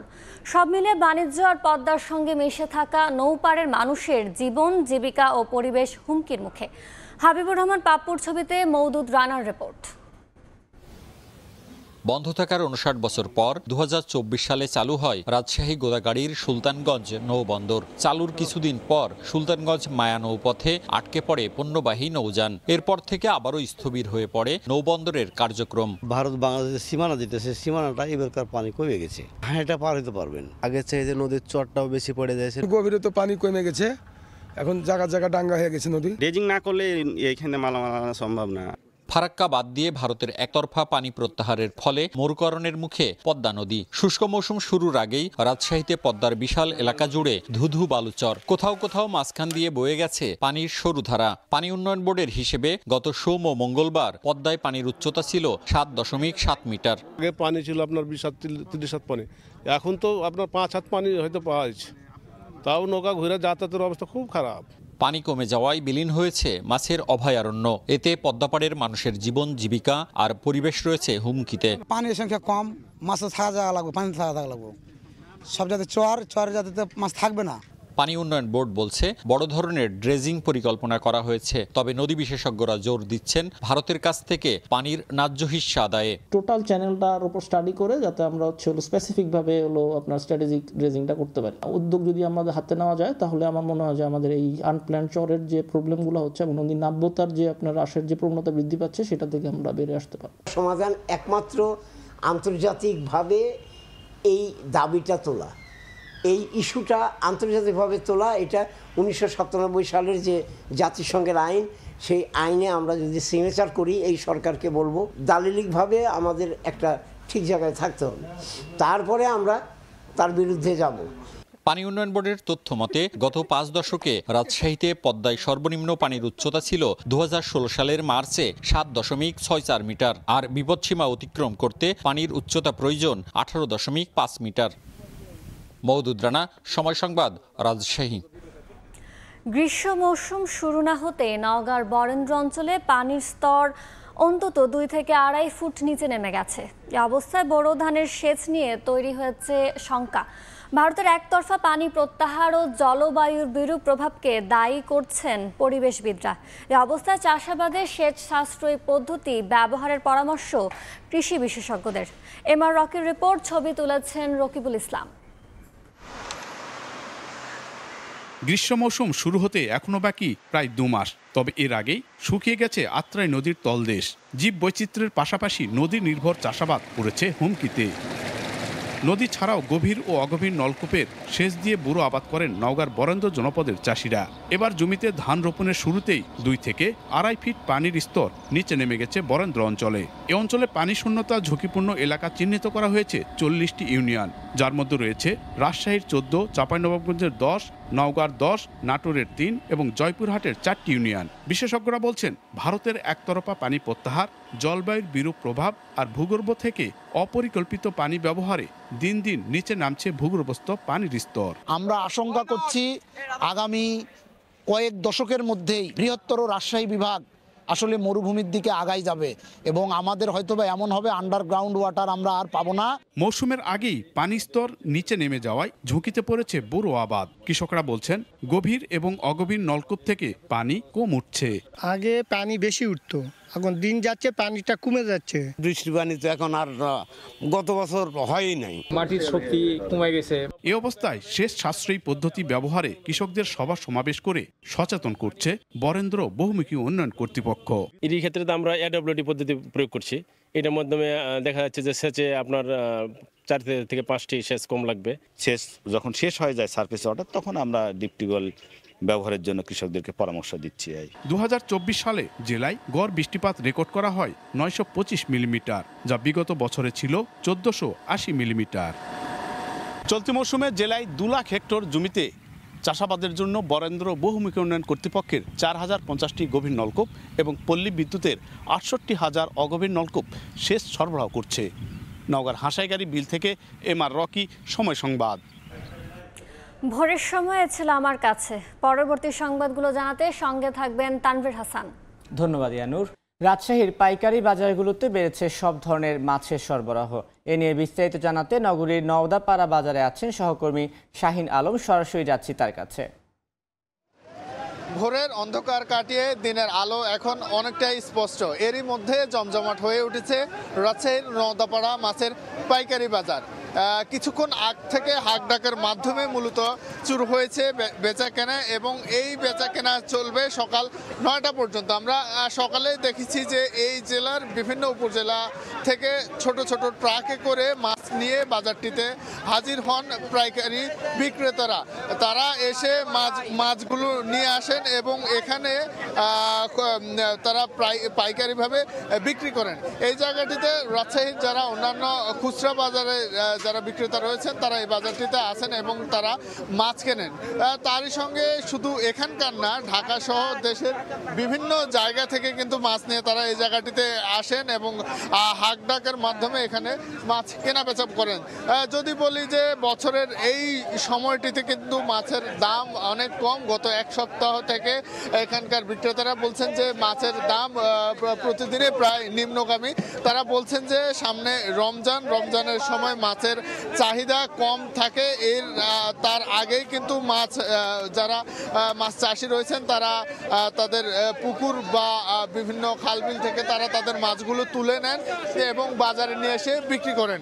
যদি এক কথা বলা যায় যে এই সময়টিতে মাছের ব্যাপক আমদানি থাকে। আমদানি যখন বেশি থাকে তখন মাছের দাম কিন্তু কম থাকে, আর যখন মাছের এই বাজারগুলোতে মাছের আমদানি কমে যায় তখন কিন্তু দাম বাড়তি হয়।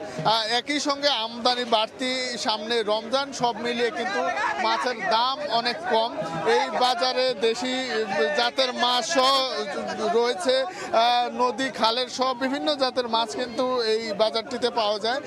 বিশেষ করে আজকের বাজারে আমরা দেখেছি যে দেশি রুই, মৃগেল, তেলাপিয়া সহ সব ধরনের মাছ কিন্তু আজকের বাজারে উঠেছে আমরা দেখেছি। পাশাপাশি নদীর যেসব মাছ রয়েছে সেই সব মাছেরও আমদানি আমরা দেখতে পাচ্ছি। যদি বলা যায় যে মাছের আমদানি অনেক বেশি, সেই তুলনায় দাম কিন্তু অনেক কম এবং এই অবস্থা পুরো রমজান মাস জুড়ে মাছের দাম এমনটাই থাকবে বলে এখানকার বিক্রেতারা আমাদেরকে জানিয়েছেন। তো এই ছিল আমার কাছে রাজশাহী থেকে নওদাপাড়া মাছের বাজারের সর্বশেষ তথ্য। এতক্ষণ সরাসরি যুক্ত ছিলাম রাজশাহীতে। নিয়মনীতি উপেক্ষা করে নির্মাণের অভিযোগে চাঁদপুরের ফরিদগঞ্জে 2টি ইটভাটার মালিককে 9 লাখ টাকা জরিমানা করেছেন ভ্রাম্যমাণ আদালত। মঙ্গলবার উপজেলার চর বসন্ত গাজীপুর এলাকায় অভিযান পরিচালনা করেন উপজেলা সহকারী কমিশনার ও নির্বাহী ম্যাজিস্ট্রেট। এ সময় আইন লঙ্ঘনের দায়ে চর বসন্ত ব্রিকফিল্ড থেকে নগদ 4 লাখ টাকা এবং মেসার্স মাহবুব ব্রিকফিল্ড থেকে 5 লাখ টাকা জরিমানা আদায় করা হয়। একই সঙ্গে ভাটা দুটি ঘুরিয়ে দেওয়া হয়। হল তল্লাশি কেন্দ্র করে শিক্ষার্থীদের দুপক্ষের উত্তেজনার জেরে ময়মনসিংহ ইঞ্জিনিয়ারিং কলেজে অনির্দিষ্টকালের জন্য একাডেমিক কার্যক্রম ও আবাসিক হল বন্ধ ঘোষণা করা হয়েছে। একই সঙ্গে তল্লাশিতে বাধা ও উত্তপ্ত পরিস্থিতি সৃষ্টির ঘটনায় 9 সদস্য বিশিষ্ট তদন্ত কমিটি গঠন করা হয়েছে। কলেজ প্রশাসন জানায়, আবাসিক হলে নিষিদ্ধ ঘোষিত ছাত্রলীগের মজুত করা দেশীয় অস্ত্র রয়েছে এমন অভিযোগে শিক্ষার্থীদের এর পরিপ্রেক্ষিতে সোমবার বিকেলে অমর 21 হল ও মুক্তিযোদ্ধা হলে তল্লাশি চালায় প্রশাসনের নিরাপত্তা কমিটি। এক পর্যায়ে শিক্ষার্থীদের বাধা দেওয়া হয়। এতে শিক্ষার্থীদের দুই পক্ষের মধ্যে উত্তপ্ত পরিস্থিতির সৃষ্টি হয়। নানা কর্মসূচিতে রাজশাহী বিশ্ববিদ্যালয়ে পালন করা হলো শহীদ ডক্টর শামসুজ্জোহা দিবস। মঙ্গলবার ক্যাম্পাসে শামসুজ্জোহার সমাধিতে ফুল দিয়ে শ্রদ্ধা জানায় বিশ্ববিদ্যালয় প্রশাসন। এরপর বিভিন্ন সামাজিক, সাংস্কৃতিক ও স্বেচ্ছাসেবী সংগঠনের পক্ষ থেকে শ্রদ্ধা জানানো হয়। দিনটি উপলক্ষে সারা দেশের জাতীয় শিক্ষক দিবস হিসেবে পালন করা উচিত বলে মন্তব্য করেছেন বিশ্ববিদ্যালয়ের উপাচার্য।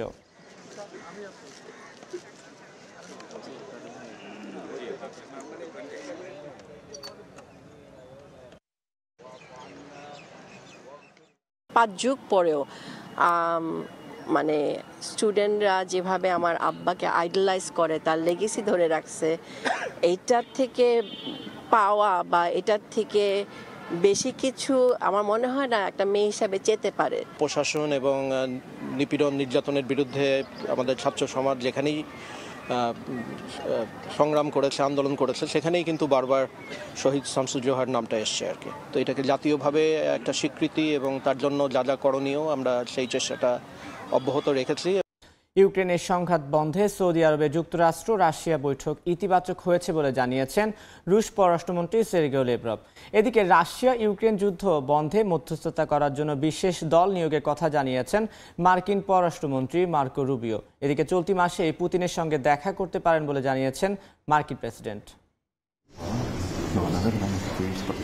ইউক্রেনের শান্তি প্রতিষ্ঠার লক্ষ্যে মঙ্গলবার সৌদি আরবে বৈঠকে যোগ দেন মার্কিন ও রুশ প্রতিনিধি দল। 4 ঘন্টার বৈঠক শেষে তারা জানান, ইউক্রেনের সংঘাত বন্ধে বেশ কিছু বিষয়ে একমত হয়েছেন তারা। এই বৈঠকের সাফল্যের পর দ্রুতই ট্রাম্প পুতিনের মধ্যেও বৈঠক হতে চলেছে বলে ধারণা করছে বিভিন্ন গণমাধ্যম। হোয়াইট হাউসের জাতীয় নিরাপত্তা উপদেষ্টা মাইক ওয়ালস সাংবাদিকদের বলেন, ট্রাম্প পুতিনের বৈঠকের দিন ঠিক করতে কথাবার্তা চলছে।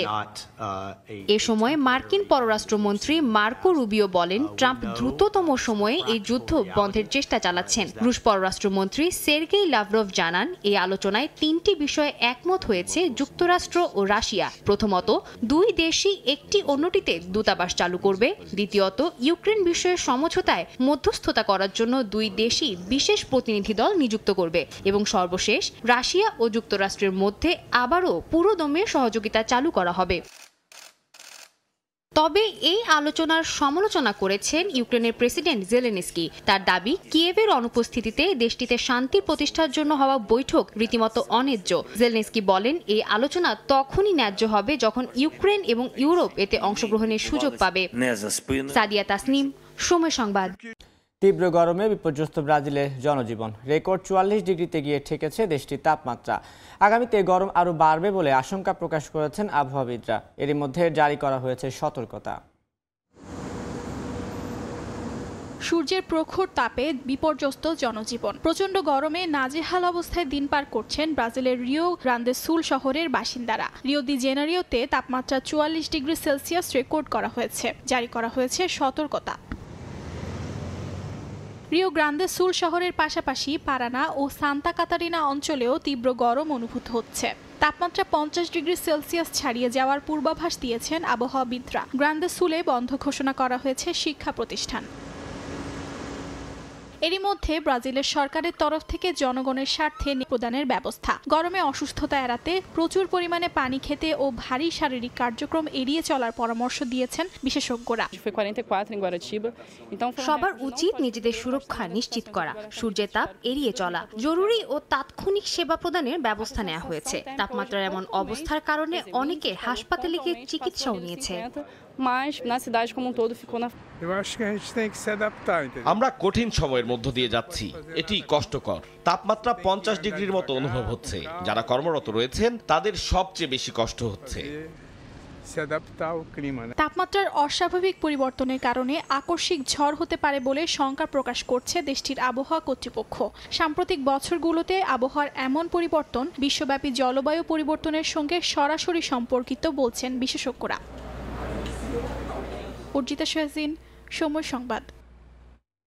শারীরিক জটিলতার কারণে হাসপাতালে ভর্তি হয়েছেন ক্যাথলিক খ্রিস্টানদের প্রধান ধর্মগুরু পোপ ফ্রান্সিস। গত শুক্রবার 88 বছর বয়সী পোপকে ইতালির রোমে জেমেল্লি হাসপাতালে শ্বাসনালীর প্রদাহ, ব্রঙ্কাইটিস চিকিৎসা ও স্বাস্থ্য পরীক্ষার জন্য ভর্তি করা হয়। ভ্যাটিকান জানিয়েছে, পোপের শ্বাসনালীতে জীবাণু সংক্রমণ হওয়ায় তার চিকিৎসায় পরিবর্তন আনা হয়েছে। তবে মানসিকভাবে তিনি সুস্থ আছেন এবং হাসপাতাল থেকে কাজ ও পড়াশোনা চালিয়ে যাচ্ছেন। অবৈধ অভিবাসীদের বিরুদ্ধে কঠোর ব্যবস্থা নিচ্ছে ব্রিটিশ সরকার। এক মাসে রেকর্ড সংখ্যক অবৈধ অভিবাসী গ্রেফতার করেছে দেশটির পুলিশ। এতে বাংলাদেশি কমিউনিটিতে বেড়েছে গ্রেফতার আতঙ্ক। লন্ডন থেকে বিস্তারিত শোয়েব কবিরের রিপোর্টে। লন্ডনের 209টি স্থানে অভিযান চালিয়ে গত জানুয়ারিতে 142 জনকে গ্রেপ্তার করে ব্রিটিশ ইমিগ্রেশন এনফোর্সমেন্ট টিম। 2024 সালের একই সময়ে এমন অভিযানে গ্রেপ্তারকৃতের সংখ্যা ছিল 83। গত 10 ফেব্রুয়ারি অবৈধ অভিবাসী ধরপাকড় বৃদ্ধির এমন পরিসংখ্যান প্রকাশ করেছে ব্রিটিশ হোম অফিস।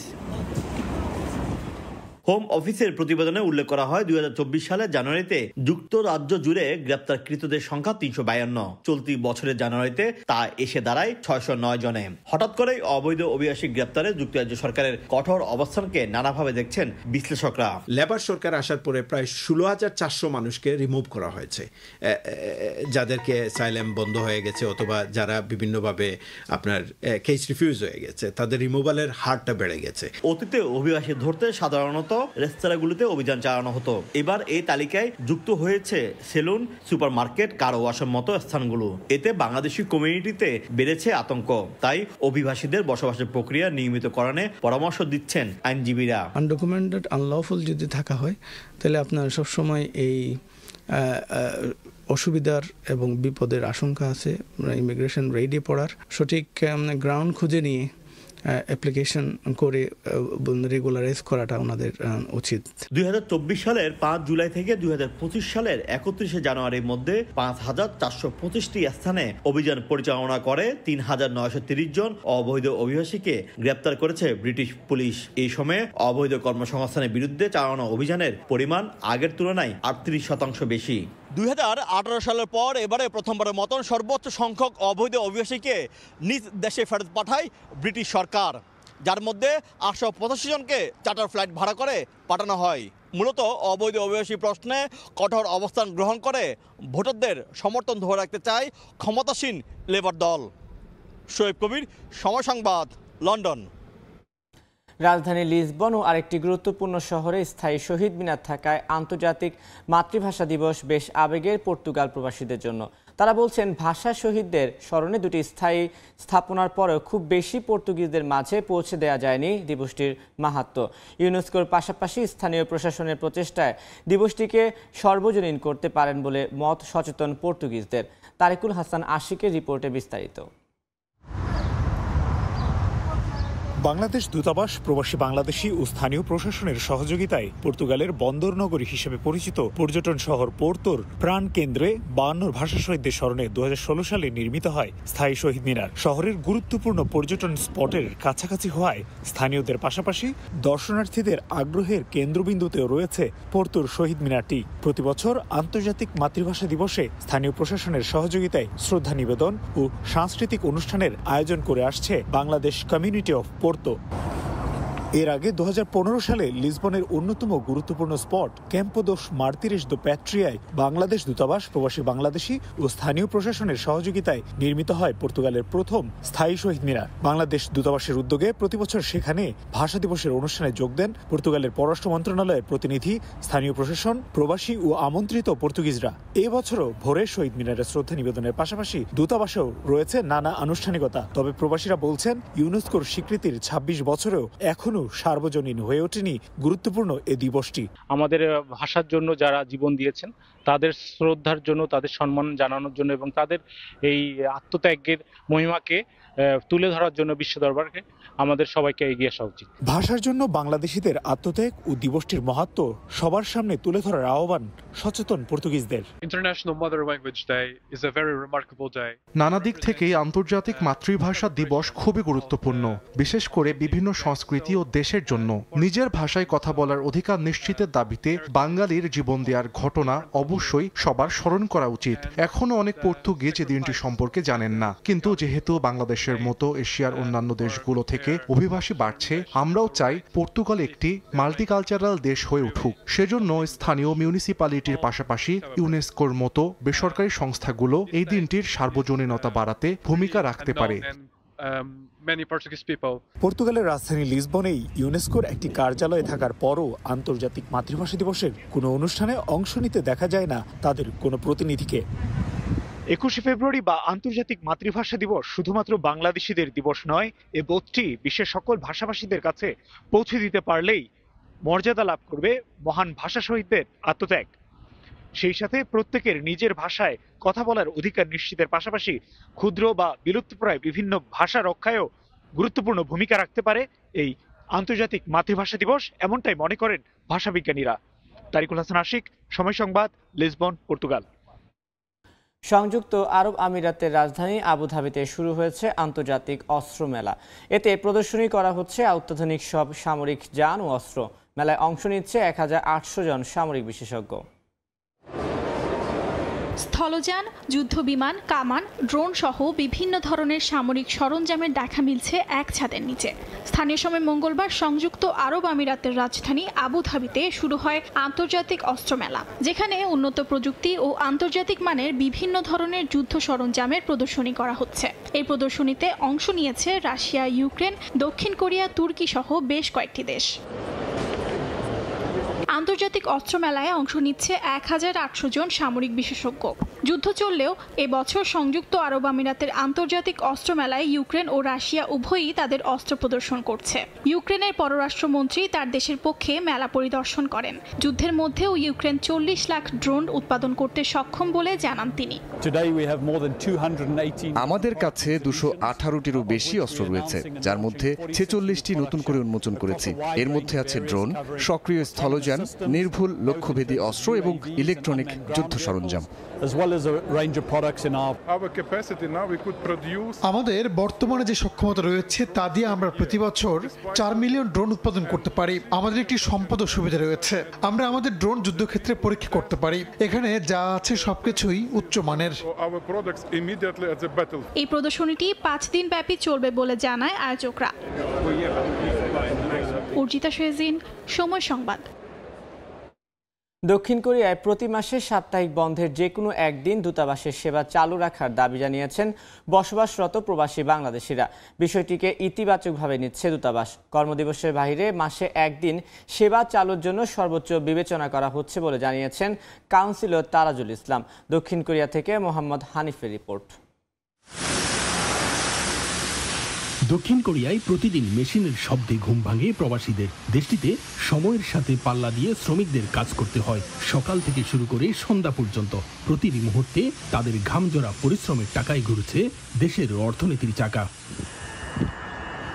পাসপোর্ট নবায়ন কিংবা অন্য কোনো সেবা নিতে কর্মদিবসেই দূতাবাসে যেতে হয় প্রবাসীদের। তবে কর্মদিবসে শ্রমিকদের ব্যক্তিগত কাজে ছুটি নেওয়া অপছন্দ করেন মালিক পক্ষ। আর তাই দীর্ঘদিন ধরে সাপ্তাহিক ছুটির দিনে মাসে অন্তত একদিন দূতাবাসের সেবা চালু রাখার দাবি জানিয়ে আসছেন দক্ষিণ কোরিয়ায় কর্মরত প্রবাসীরা। কোরিয়া আসলেই আমাদের রোবটময় একটা লাইফ। তো এখানে মালিকরা কাজ ছাড়া আর কিছুই বুঝে না। কাজের দিনে এইসব কাজগুলো করাটা খুব ডিফিকাল্ট, কারণ কোম্পানির মালিকরা ছুটি দিতে চায় না। তাদেরকে অনেক কনভিন্স করে তারপর ছুটি দিতে হয় আর কি। আমি কিছুদিন আগে দূতাবাসে গেছিলাম, কিন্তু আমি নাইট ডিউটি করে না ঘুমায় এরপর আমি গেছিলাম ওইখানে। পাশে একটা রবিবার হলেও দূতাবাস খোলা রাখার ব্যবস্থা করে দেওয়া হলে ভালো হতো আমাদের জন্য। বিষয়টিকে ইতিবাচকভাবে দেখছেন বাংলাদেশ দূতাবাস। মাসে কর্মদিবসের বাইরে একদিন সেবা চালু রাখতে রাষ্ট্রদূতের সঙ্গে আলোচনা করার কথা জানান কাউন্সিলর তারাজুল ইসলাম। এটার সাথে আমরা আসলে কমপ্লিটলি একমত যে আমরা চাই যে আমাদের যারা সেবা প্রত্যাশী আছে তারা যাতে সার্ভিসটা নিতে পারে। হ্যাঁ, এখন যেহেতু নতুন অ্যাম্বাসাডর আসবেন হয়তো 2-3 সপ্তাহের মধ্যে, তারপরে আমরা এটা নিয়ে আরো আলোচনা করতে পারি। দুই দেশের জাতীয় দিবসগুলোতে সমন্বয় করে দূতাবাস চাইলে সেবা চালু রাখতে পারে বলে মনে করেন প্রবাসীরা। দক্ষিণ কোরিয়া থেকে মোহাম্মদ হানিফ, সময় সংবাদ। চ্যাম্পিয়ন্স ট্রফির উদ্বোধনী দিনেও থাকছে চমক। করাচিতে পাকিস্তান নিউজিল্যান্ড ম্যাচের আগে হবে দেশটির এয়ারফোর্সের ফাইটার জেটের এরিয়াল প্রদর্শনী। এছাড়া 5 বছর পর করাচির আকাশে দেখা যাবে শেরদিল স্কোয়াড্রনকে। পাকিস্তান এয়ারফোর্সের বিশেষায়িত aerobatic team K-8 Karakoram aircraft দিয়েও প্রদর্শনী দেখাবে বলে নিশ্চিত করেছে আয়োজকরা। আইসিসির যে কোনো ইভেন্টের আগে অংশগ্রহণকারী দলগুলোর অধিনায়কদের নিয়ে ক্যাপ্টেন্স ফটোশুট পুরনো রীতি। 2017 সালের আগেও এলিট টুর্নামেন্টের 8 অধিনায়ক নিয়ে ফটোশুট হয়েছিল, তবে এবার এই নিয়মের ব্যত্যয় ঘটতে যাচ্ছে। হাইব্রিড মডেলের টুর্নামেন্ট, তাই ক্যাপ্টেন্স মিট ছাড়াই মাঠে গড়াতে যাচ্ছে চ্যাম্পিয়ন্স ট্রফি। অবশ্য এই টুর্নামেন্ট নিয়ে পাকিস্তানে উত্তেজনার পারদ চড়েছে উঁচুতে। পুরোপুরি প্রস্তুত 3 আয়োজক শহর। আইসিসি ইভেন্ট মানেই আয়োজনে ভিন্ন মাত্রা। গেল রোববার লাহোর ফোর্টে 2017 শিরোপা জয়ী দলকে নিয়ে টুর্নামেন্টের উদ্বোধন অনুষ্ঠান আয়োজন করে পিসিবি। বর্ণিল আতশবাজির সঙ্গে যেখানে ছিল শিল্পীদের পারফরমেন্স, তবে সেখানেই শেষ না। আসরের প্রথম ম্যাচের দিনও সমর্থকদের জন্য আয়োজন রাখছে পাকিস্তান ক্রিকেট বোর্ড। করাচিতে প্রথম ম্যাচে মুখোমুখি হবে নিউজিল্যান্ড ও স্বাগতিক পাকিস্তান। সে ম্যাচের আগে পাকিস্তান বিমান বাহিনীর বিশেষ প্রদর্শনী থাকবে স্টেডিয়ামে। 2023 আইসিসি বিশ্বকাপ ফাইনালের আগে আহমেদাবাদের নরেন্দ্র মোদী স্টেডিয়ামেও দেখা গিয়েছিল ভারত বিমান বাহিনীর অ্যারোবেটিক শো। এবার করাচির আকাশে 5 বছর পর দেখা যাবে শেরদিল স্কোয়াড্রনকে। পাকিস্তান এয়ারফোর্সের বিশেষায়িত aerobatic team K-8 Karakoram aircraft দিয়ে প্রদর্শনী হবে ম্যাচ শুরুর আগে। এছাড়াও পাকিস্তানের অত্যাধুনিক যুদ্ধবিমান JF-17 থান্ডার এবং F-16 ফাইটার জেটও এরিয়াল শোর মধ্য দিয়ে রঙিন করবে উদ্বোধনী অনুষ্ঠান। ডিসপ্লেতে শেরদিল স্কোয়াড্রন পাকিস্তানের পতাকার রঙের বিশেষ প্যাটার্ন তৈরি করবে। এছাড়া ফাইটার জেটের পাইলটরা ব্যারেল রোল, লুপ স্টান্ট করবে বলে নিশ্চিত করেছে পাকিস্তান। প্রায় 3 দশক পর আইসিসির কোনো ইভেন্ট আয়োজন করছে পাকিস্তান। সফল টুর্নামেন্ট আয়োজন করতে সব ধরনের চেষ্টাই করে গেছে পিসিবি। 1800 কোটি রুপি খরচ করে সংস্কার করেছে স্টেডিয়াম। তবে বৈরী প্রতিবেশীদের মাটিতে খেলতে না চেয়ে আসরকে কিছুটা হলেও ফিকে করে দিয়েছে ভারত, যার জন্য ইচ্ছে থাকা সত্ত্বেও অনেক কিছুই করতে পারছে না পিসিবি। তারেক হাসান শিমুল, সময় সংবাদ। একদিন বাদেই বাংলাদেশ ভারত চ্যাম্পিয়ন্স ট্রফির মহরণ। মাঠের পারফরমেন্স কিংবা শক্তিমত্তায় টাইগারদের চাইতে এগিয়ে টিম ইন্ডিয়া। তবে জাসপ্রীত বুমরা না থাকায় বাড়তি সুবিধা পাবে শান্তর দল। সাবেক অধিনায়ক আশরাফুল বলছেন, টিম ইন্ডিয়াকে হারাতে দলটির স্পিনারদের বিপক্ষে ভালো করার বিকল্প নেই। অ্যাশের মতে ভারতকে হারিয়ে দিতে পারলে পুরো টুর্নামেন্টের রং বাড়িয়ে দেবে সিমন্স শিষ্যরা। সাউথ এশিয়ার পরিচিত রাইভাল, হোক সেটা যে কোনো ফরম্যাট, যে কোনো ইভেন্ট। বাংলাদেশ ভারত লড়াই মানে শুধুই মাঠের দ্বৈরথই নয়, বরং তার চাইতেও বেশি কিছু। দেশের রাজনৈতিক পট পরিবর্তন আর সাম্প্রতিক নানা ইস্যুতে যে উত্তাপ বেড়েছে আরও। ভারতের বিপক্ষে জিততেই হবে, জেতা উচিত অন্তত। ক্রিকেটের দেশের সমর্থকদের চাওয়া যেন একটাই, যদিও বাস্তবতা ভিন্ন। শক্তিমত্তায় দুদলের পার্থক্য স্পষ্ট। আইসিসি ইভেন্টে 2007 সালের পর আর ভারতকে হারাতে পারেনি লাল সবুজ। তবে টিম ইন্ডিয়া বলেই তেতে থাকা টাইগাররা কি এবার পুরাতন সেই গল্প লিখতে পারবে নতুন করে?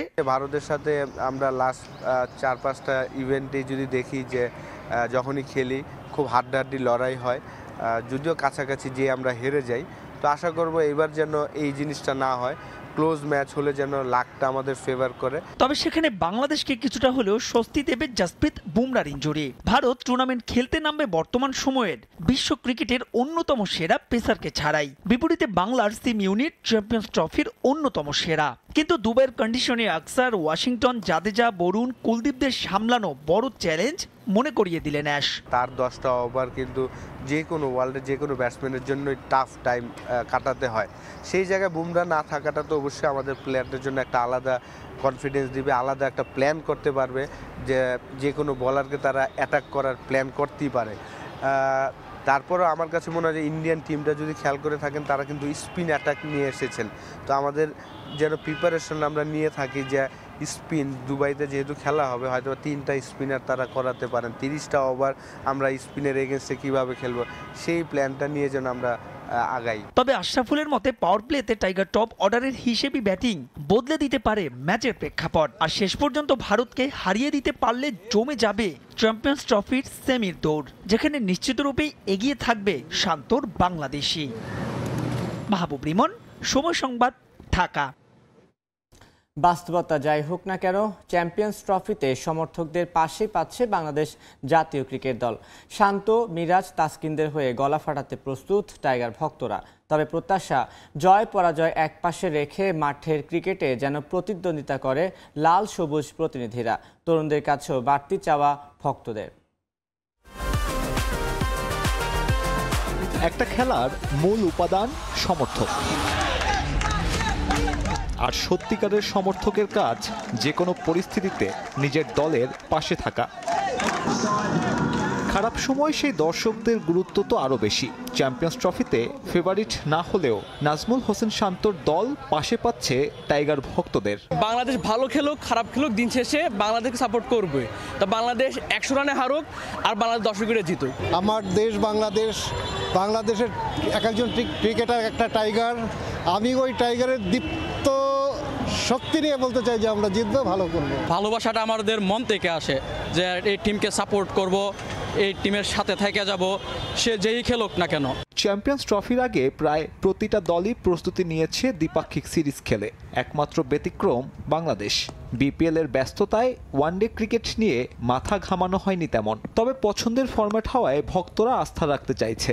প্রত্যাশা বেশি তরুণদের ঘিরে। তরুণ ক্রিকেটারদের সংখ্যা অন্যবারের তুলনায় এবার অনেক বেশি, তাদের থেকে আমাদের এক্সপেকটেশনটাও বেশি। বোলিং সেক্টর নিয়ে আমরা খুবই কনফিডেন্ট। আমরা সব সময় চাই বাংলাদেশ একটা ভালো জায়গায় থাকুক, বাংলাদেশ ক্রিকেট অনেক সব সময় উপরে থাকুক। অভিজ্ঞতা এবং তারুণ্য দুইটা মিলে যদি আমরা পারফরমেন্স করতে পারি, আমি ব্যক্তিগতভাবে আশা রাখি বাংলাদেশ ভালো খেলবো, ইনশাআল্লাহ দোয়া করি কাপ নিতে পারবো। নিউজিল্যান্ডের সাথে একটু সুযোগ আছে ভালো করার, বাকি দুইটার সাথে আমি বাস্তবতা নিরীক্ষে দেখি না। তবে যদি আবেগের জায়গা থেকে বলেন তাহলে তো আমি চাইবো বাংলাদেশ 3টা ম্যাচে জিতুক, পরের রাউন্ডে খেলুক এবং আমাদের জন্য একটা গৌরব উজ্জ্বল কিছু নিয়ে আসুক। ক্রিকেটটা দেশের মানুষের কাছে আবেগের জায়গা। হার জিত থাকুক, দিন শেষে ওই 22 গজের খেলাতেই প্রশান্তি খোঁজে ক্রিকেট পাগল জাতি। আমরা বাঙালি তো, তারপরে হিউজ এক্সপেকটেশন নিয়ে টিভির সামনে বসে থাকি। হ্যাঁ, তো এবারেও সেরকম আশা করবো যে হয়তো ভালো খেলবে। দেখা যাচ্ছে একটা ম্যাচ খারাপ খেললো, একটু গালমন্দ করলাম, 2-3 দিন খেলা দেখবো না সিদ্ধান্ত নিলাম, পরের ম্যাচে আবার এই যে দোয়া দরুদ পরে আবার টিভির সামনে বসে পড়লাম। এটাই তো হয়। বাংলাদেশের খেলা আর প্রাক্তন প্রেমিকা দুইটা সেম জিনিস। এদের মতো দুঃখ আর কেউ দেয় না, সেম। এরা প্রচুর দুঃখ দেয়। বিশ্বাস করি ভাই যে না, কানে ধরি তো বলি আর খেলা দেখবো না, কিচ্ছু করবো না, আবার খেলা দেখি, আবার বিশ্বাস নেই। আরও একটা টুর্নামেন্ট, আরও একবার একাট্টা হবে দেশের ক্রিকেট ভক্তরা। চ্যাম্পিয়ন্স ট্রফির মঞ্চে শান্তর দল পাচ্ছে 18 কোটি সমর্থক। কতটুকু প্রতিদান দেবে সে উত্তর মিলবে খেলা শুরু হলে। সাব্বির মিথুন, সময় সংবাদ, ঢাকা। টান টান উত্তেজনা, আর মাত্র কয়েক ঘন্টা পরই ভারত বাংলাদেশ যুদ্ধ। না, এই যুদ্ধ অস্ত্রের নয়, 22 গজের। আর সেই যুদ্ধের জায়গাটিও ভারত বাংলাদেশ নয়, মধ্যপ্রাচ্য। ক্রিকেট যুদ্ধের আগে নিজেদের আত্মবিশ্বাসে অস্ত্রের শান দিচ্ছেন দুই দেশের ক্রিকেটাররা। তবে 5 আগস্ট পরবর্তী সময়ে প্রতিবেশী দুই দেশের মাঝে শীতল সম্পর্কের আবহে প্রথম 22 গজে মুখোমুখি হওয়ায় ক্রিকেট ভক্তদের মাঝে অন্যরকম এক উত্তেজনা বিরাজ করছে। বিশ্বজিৎ দাসের ক্যামেরায় বিস্তারিত জানাচ্ছেন সুব্রত আচার্য। এমনিতেই ভারত বাংলাদেশের ক্রিকেট ভক্তদের মাঝে সোশ্যাল মিডিয়ার লড়াই বহুদিনের। দুই দেশই প্রতিদ্বন্দ্বী দুই দলের ক্রিকেটকে ব্যঙ্গ করে বিভিন্ন সময় প্রচার করেছে বিজ্ঞাপন চিত্র, জিঙ্গেলও। আর মন্তব্য পাল্টা মন্তব্য দিয়ে সমাজ মাধ্যমে এক দেশের ভক্ত অন্য দেশের ভক্তদের পরাস্ত করতে মুখিয়ে থাকেন। আর সেখানে 5 আগস্টের ঘটনার পর ক্রিকেটে চিরশত্রুতা যেন অন্য পর্যায়ে ছড়িয়ে পড়েছে দুই শিবিরে। আর এমন আবহেই দুবাইয়ে বৃহস্পতিবার চ্যাম্পিয়ন্স ট্রফিতে প্রথম মুখোমুখি ভারত বাংলাদেশের ক্রিকেটাররা। তাই স্বাভাবিকভাবেই টকবক করে ফুটছে ক্রিকেট ভক্তদের উন্মাদনা। ভালোই দেখছি, ভালো মতো খেলতে হবে ওখানে গিয়ে, ঠিক আছে। দুবাইতে অ্যাটমসফিয়ারও তো ঠিকই থাকে, ব্যাটসম্যানদের পক্ষেই থাকে ভালো। আর যা টিম আছে মোটামুটি যদি ঠিকমতো খেলতে পারে তো হয়ে যাবে। होपफुली अच्छा मैच होगा, जो वैसे भी जो चीज़ें चल रही हैं कंट्रीज़ के बीच में भी, वहाँ पे हाई एल्टीट्यूड वाला मैच होगा और मज़ा आएगा। যুদ্ধ বলতে ক্রিকেটের যে দরকার প্রয়োজন হয়, এটা একটা সেন্সিবল ক্রিকেট স্পোর্টস, এটাকে সম্মান দিয়ে খেলাধুলো করা উচিত অল ওভার দ্য ওয়ার্ল্ড। বাংলাদেশকে নিয়ে ভাবার না, ক্রিকেট খেলা ক্রিকেটের মতো খেলতে হবে। ইন্ডিয়া তো ভালোই খেলছে, রোহিত শর্মা ফর্মে আছে। সিটি অফ জয় কলকাতাকে ক্রীড়াপ্রেমীদের শহর বলা হয়। ফুটবল হোক বা ক্রিকেট, রাজনীতির ঊর্ধ্বে উঠে দিন শেষে তারা নিখাত খেলাকেই উপভোগ করেন। আর তাই ভারত বাংলাদেশের ম্যাচকে শুধুই একটা ক্রিকেট ম্যাচ হিসেবে দেখছেন অনেকেই। ক্রিকেট খেলাতে টেনশন কিছু নেই, এমনি কি টেনশন চলছে পলিটিক্যাল ব্যাপারে আমার জানা নেই, কিন্তু क्रिकेट खेला ने इंडिया अनेक आगे। बांग्लादेश को जहाँ तक हम देख रहे हैं, बांग्लादेश को हल्के में नहीं ले सकते, और हमारी टीम इंडिया टीम तो वेल डिजर्व करती है जीत, और জিতনা ही पड़ेगा अपने को। দুবাইয়ে আয়োজিত আইসিসি চ্যাম্পিয়ন ট্রফিতে ভারত বাংলাদেশ সহ মোট 8টি দেশ অংশ নিচ্ছে। 8 বছর আগে সবশেষ আসরের সেমিফাইনালের মুখোমুখি হয়েছিল এই দুই দল। সেবার শেষ হাসি ছিল টিম ইন্ডিয়ার। এবার সেই ইতিহাস বদলায় কিনা সেটাই এখন দেখার বিষয়।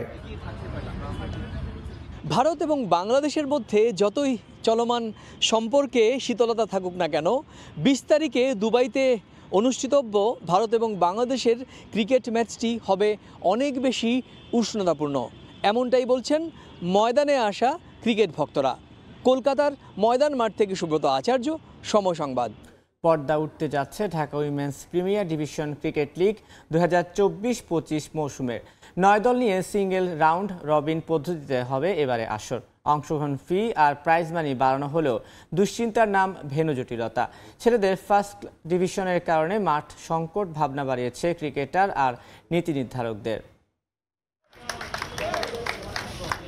নারী বিপিএলের গুঞ্জন উঠলেও এবছর তা বাস্তবায়ন হচ্ছে না, তাই এগিয়ে আনা হলো প্রিমিয়ার ডিভিশন ক্রিকেট লিগ। বুধবার মাঠের লড়াই শুরুর আগে আনুষ্ঠানিক ফটো সেশন একাডেমি ভবনের সামনে। আর্থিক সংকটে নাম সরিয়ে নিয়েছে গতবারের সেকেন্ড রানার্স আপ রূপালী ব্যাংক। এবারের আসরে তাই লড়বে 9 দল। প্রথম দিনের ডিফেন্ডিং চ্যাম্পিয়ন মোহামেডানের প্রতিপক্ষ প্রমোশন পাওয়া মিরপুর বয়েজ। হোম অফ ক্রিকেটে 50 ওভারের ম্যাচ শুরু সকাল 9টায়। যেহেতু লাস্ট ইয়ার চ্যাম্পিয়ন, অবশ্যই আমাদের টার্গেটটা ওরকমই থাকবে যে চ্যাম্পিয়ন হওয়ার। যেহেতু ধারাবাহিকতা দূরে রাখলে হয়তো বা আমরা চ্যাম্পিয়নই হব। আমার টিমের প্রতি আমার কনফিডেন্স আছে। মাঠ সংকটে প্রথম দিনে খেলা গড়াবে 3টি। মিরপুর বাদে ভেন্যু তালিকায় আছে বিকেএসপি আর ইউল্যাপ। তবে ছেলেদের প্রথম বিভাগ ক্রিকেটের কারণে এই সংকট বাড়বে সামনের দিনগুলোতে। এরপর আছে ডিপিএল। সব মিলিয়ে ভেন্যু জটিলতার বিষয়টা মাথায় রাখতে হচ্ছে ক্রিকেটারদেরও। বল নিয়ে অনেকে কথা বলে যে হ্যাঁ বেটার বল হয়তো বা এবার আমরা ভালো কোয়ালিটির বল পাবো, কিন্তু মাঠটা দেখেন ক্ল্যাশের জন্য দেখা যাচ্ছে ফার্স্ট ডিভিশন হচ্ছে ছেলেদের, আবার অন্যান্য লিগগুলো চলতেছে, যার কারণে কিন্তু আমাদের ওরকম ভালো মাঠ আমরা এবার পাচ্ছি না। বাট এই স্লটটা না পেলে হয়তো বা আমরা বাকি এই টুর্নামেন্টটা খেলতেই পারবো না। এবারে নারী লিগ দিয়ে হেড কোচ হিসেবে আনুষ্ঠানিক যাত্রা শুরু করতে যাচ্ছেন সাবেক অধিনায়ক মোহাম্মদ আশরাফুল। তার কাঁধে গুলশান ইউথ ক্লাবের দায়িত্ব। নতুন ক্যারিয়ার শুরুর আগে শিষ্যদের নিয়ে ঘাম ঝরিয়েছেন একাডেমি মাঠে। সিঙ্গেল রাউন্ড রবিং নিয়মে হবে এবারের টুর্নামেন্ট। লিগ পর্ব শেষে শীর্ষ দল চ্যাম্পিয়ন। প্রতি দলে একজন বিদেশি ক্রিকেটার খেলানোর নিয়ম থাকলেও মোহামেডান বাদে বাকিদের এখনও এই ক্যাটাগরি শূন্য। সাব্বির মিথুন, সময় সংবাদ, ঢাকা। জাতীয় অ্যাথলেটিক্সের দ্বিতীয় দিনে 3টি নতুন জাতীয় রেকর্ড সহ নিষ্পত্তি হয়েছে মোট 28টি ইভেন্ট। পদক তালিকায় এগিয়ে আছে বাংলাদেশ সেনাবাহিনী। তবে সবকিছু ছাপিয়ে আলোচনা জন্ম দিয়েছে অ্যাথলেটিক্স ট্র্যাকে স্প্রিন্টারদের মারামারি। জড়িতদের চিহ্নিত করে বহিষ্কার করা হবে বলে জানিয়েছেন ফেডারেশনের সাধারণ সম্পাদক।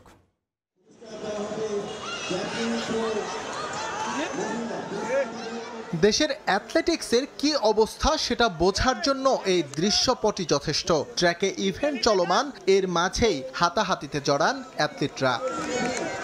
বিশৃঙ্খল পরিস্থিতি যখন সামাল দেওয়া দরকার সেটা না করে উল্টো বাইরে থেকে এসে পরিস্থিতি ঘোলাটে করেন কয়েকজন। অ্যাথলেটিক্স ছাপিয়ে বিষয়টা রূপ নেয় মারামারিতে, যে বিষয়টি মোটেও ভালোভাবে নেয়নি ফেডারেশন।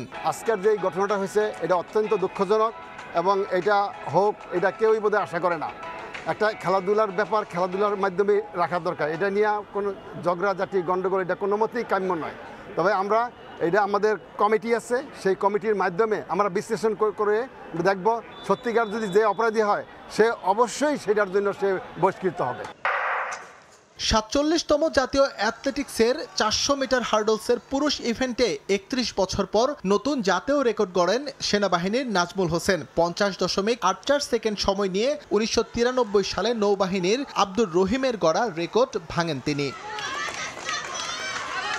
নারীদের 400 মিটার হার্ডলসে 1.04 সেকেন্ড সময় নিয়ে স্বর্ণ জিতেছেন সেনাবাহিনীর বর্ষা খাতুন। তিনি ভেঙেছেন 2022 সালে গড়া লিবিয়া খাতুনের রেকর্ড। তবে নারীদের 4x100 মিটার রিলেতে স্বর্ণ গেছে নৌবাহিনীর ঘরে। 46.43 সেকেন্ড সময় নিয়ে জাতীয় রেকর্ড গড়ে পদক জিতেছেন নৌবাহিনীর শিরিন, সোনিয়া, সুমাইয়া দেওয়ান ও কবিতা রায়। আগের যে রেকর্ড করছে তার সাথে আমার স্টেজ মারামারি হয়েছিল, তারপর তখন ইচ্ছা ছিল যে আমি একটা রেকর্ড করব, তো ইনশাল্লাহ আজকে আমি করতে পারছি। আমার এটা অনেক দিনের ইচ্ছা ছিল একটা রেকর্ড করা, সেটা আজকে আমি করতে পারছি। এজন্য অবশ্যই নিজেকে অনেক আনন্দ নিজেকে নিয়ে, একই সাথে আমার কোচ এবং বাংলাদেশ সেনাবাহিনী সহপাঠী তারা সবাই আমার জন্য দোয়া করছে, তাদেরকে ধন্যবাদ। এসআই গেমসে একটা পদক অবশ্য আমাদের ছিল 400 মিটার হার্ডলসে, যেটা রৌপ্য পদক ছিল সম্ভবত, এটা নঈম স্যারের নৌবাহিনীতে, এবং তার টাইমিং আজকে আমি ব্রেক করলাম।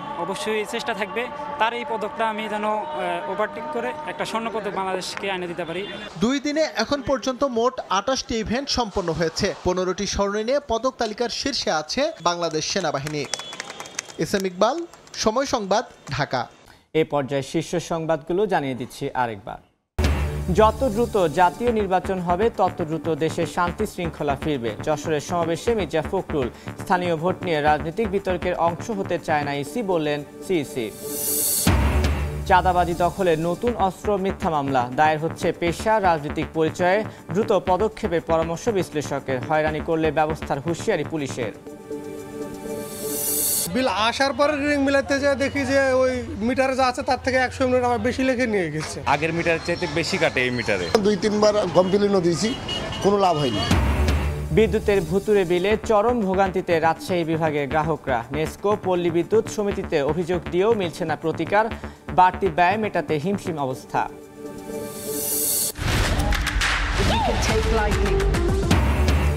করাচিতে আজ জমকালো আয়োজনে পর্দা উঠছে আইসিসি চ্যাম্পিয়ন্স ট্রফির। উদ্বোধনী ম্যাচে পাকিস্তানের প্রতিপক্ষ নিউজিল্যান্ড।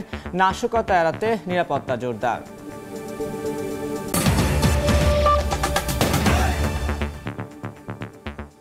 এই ছিল ভোরের সময়। সঙ্গে থাকুন সময়ের।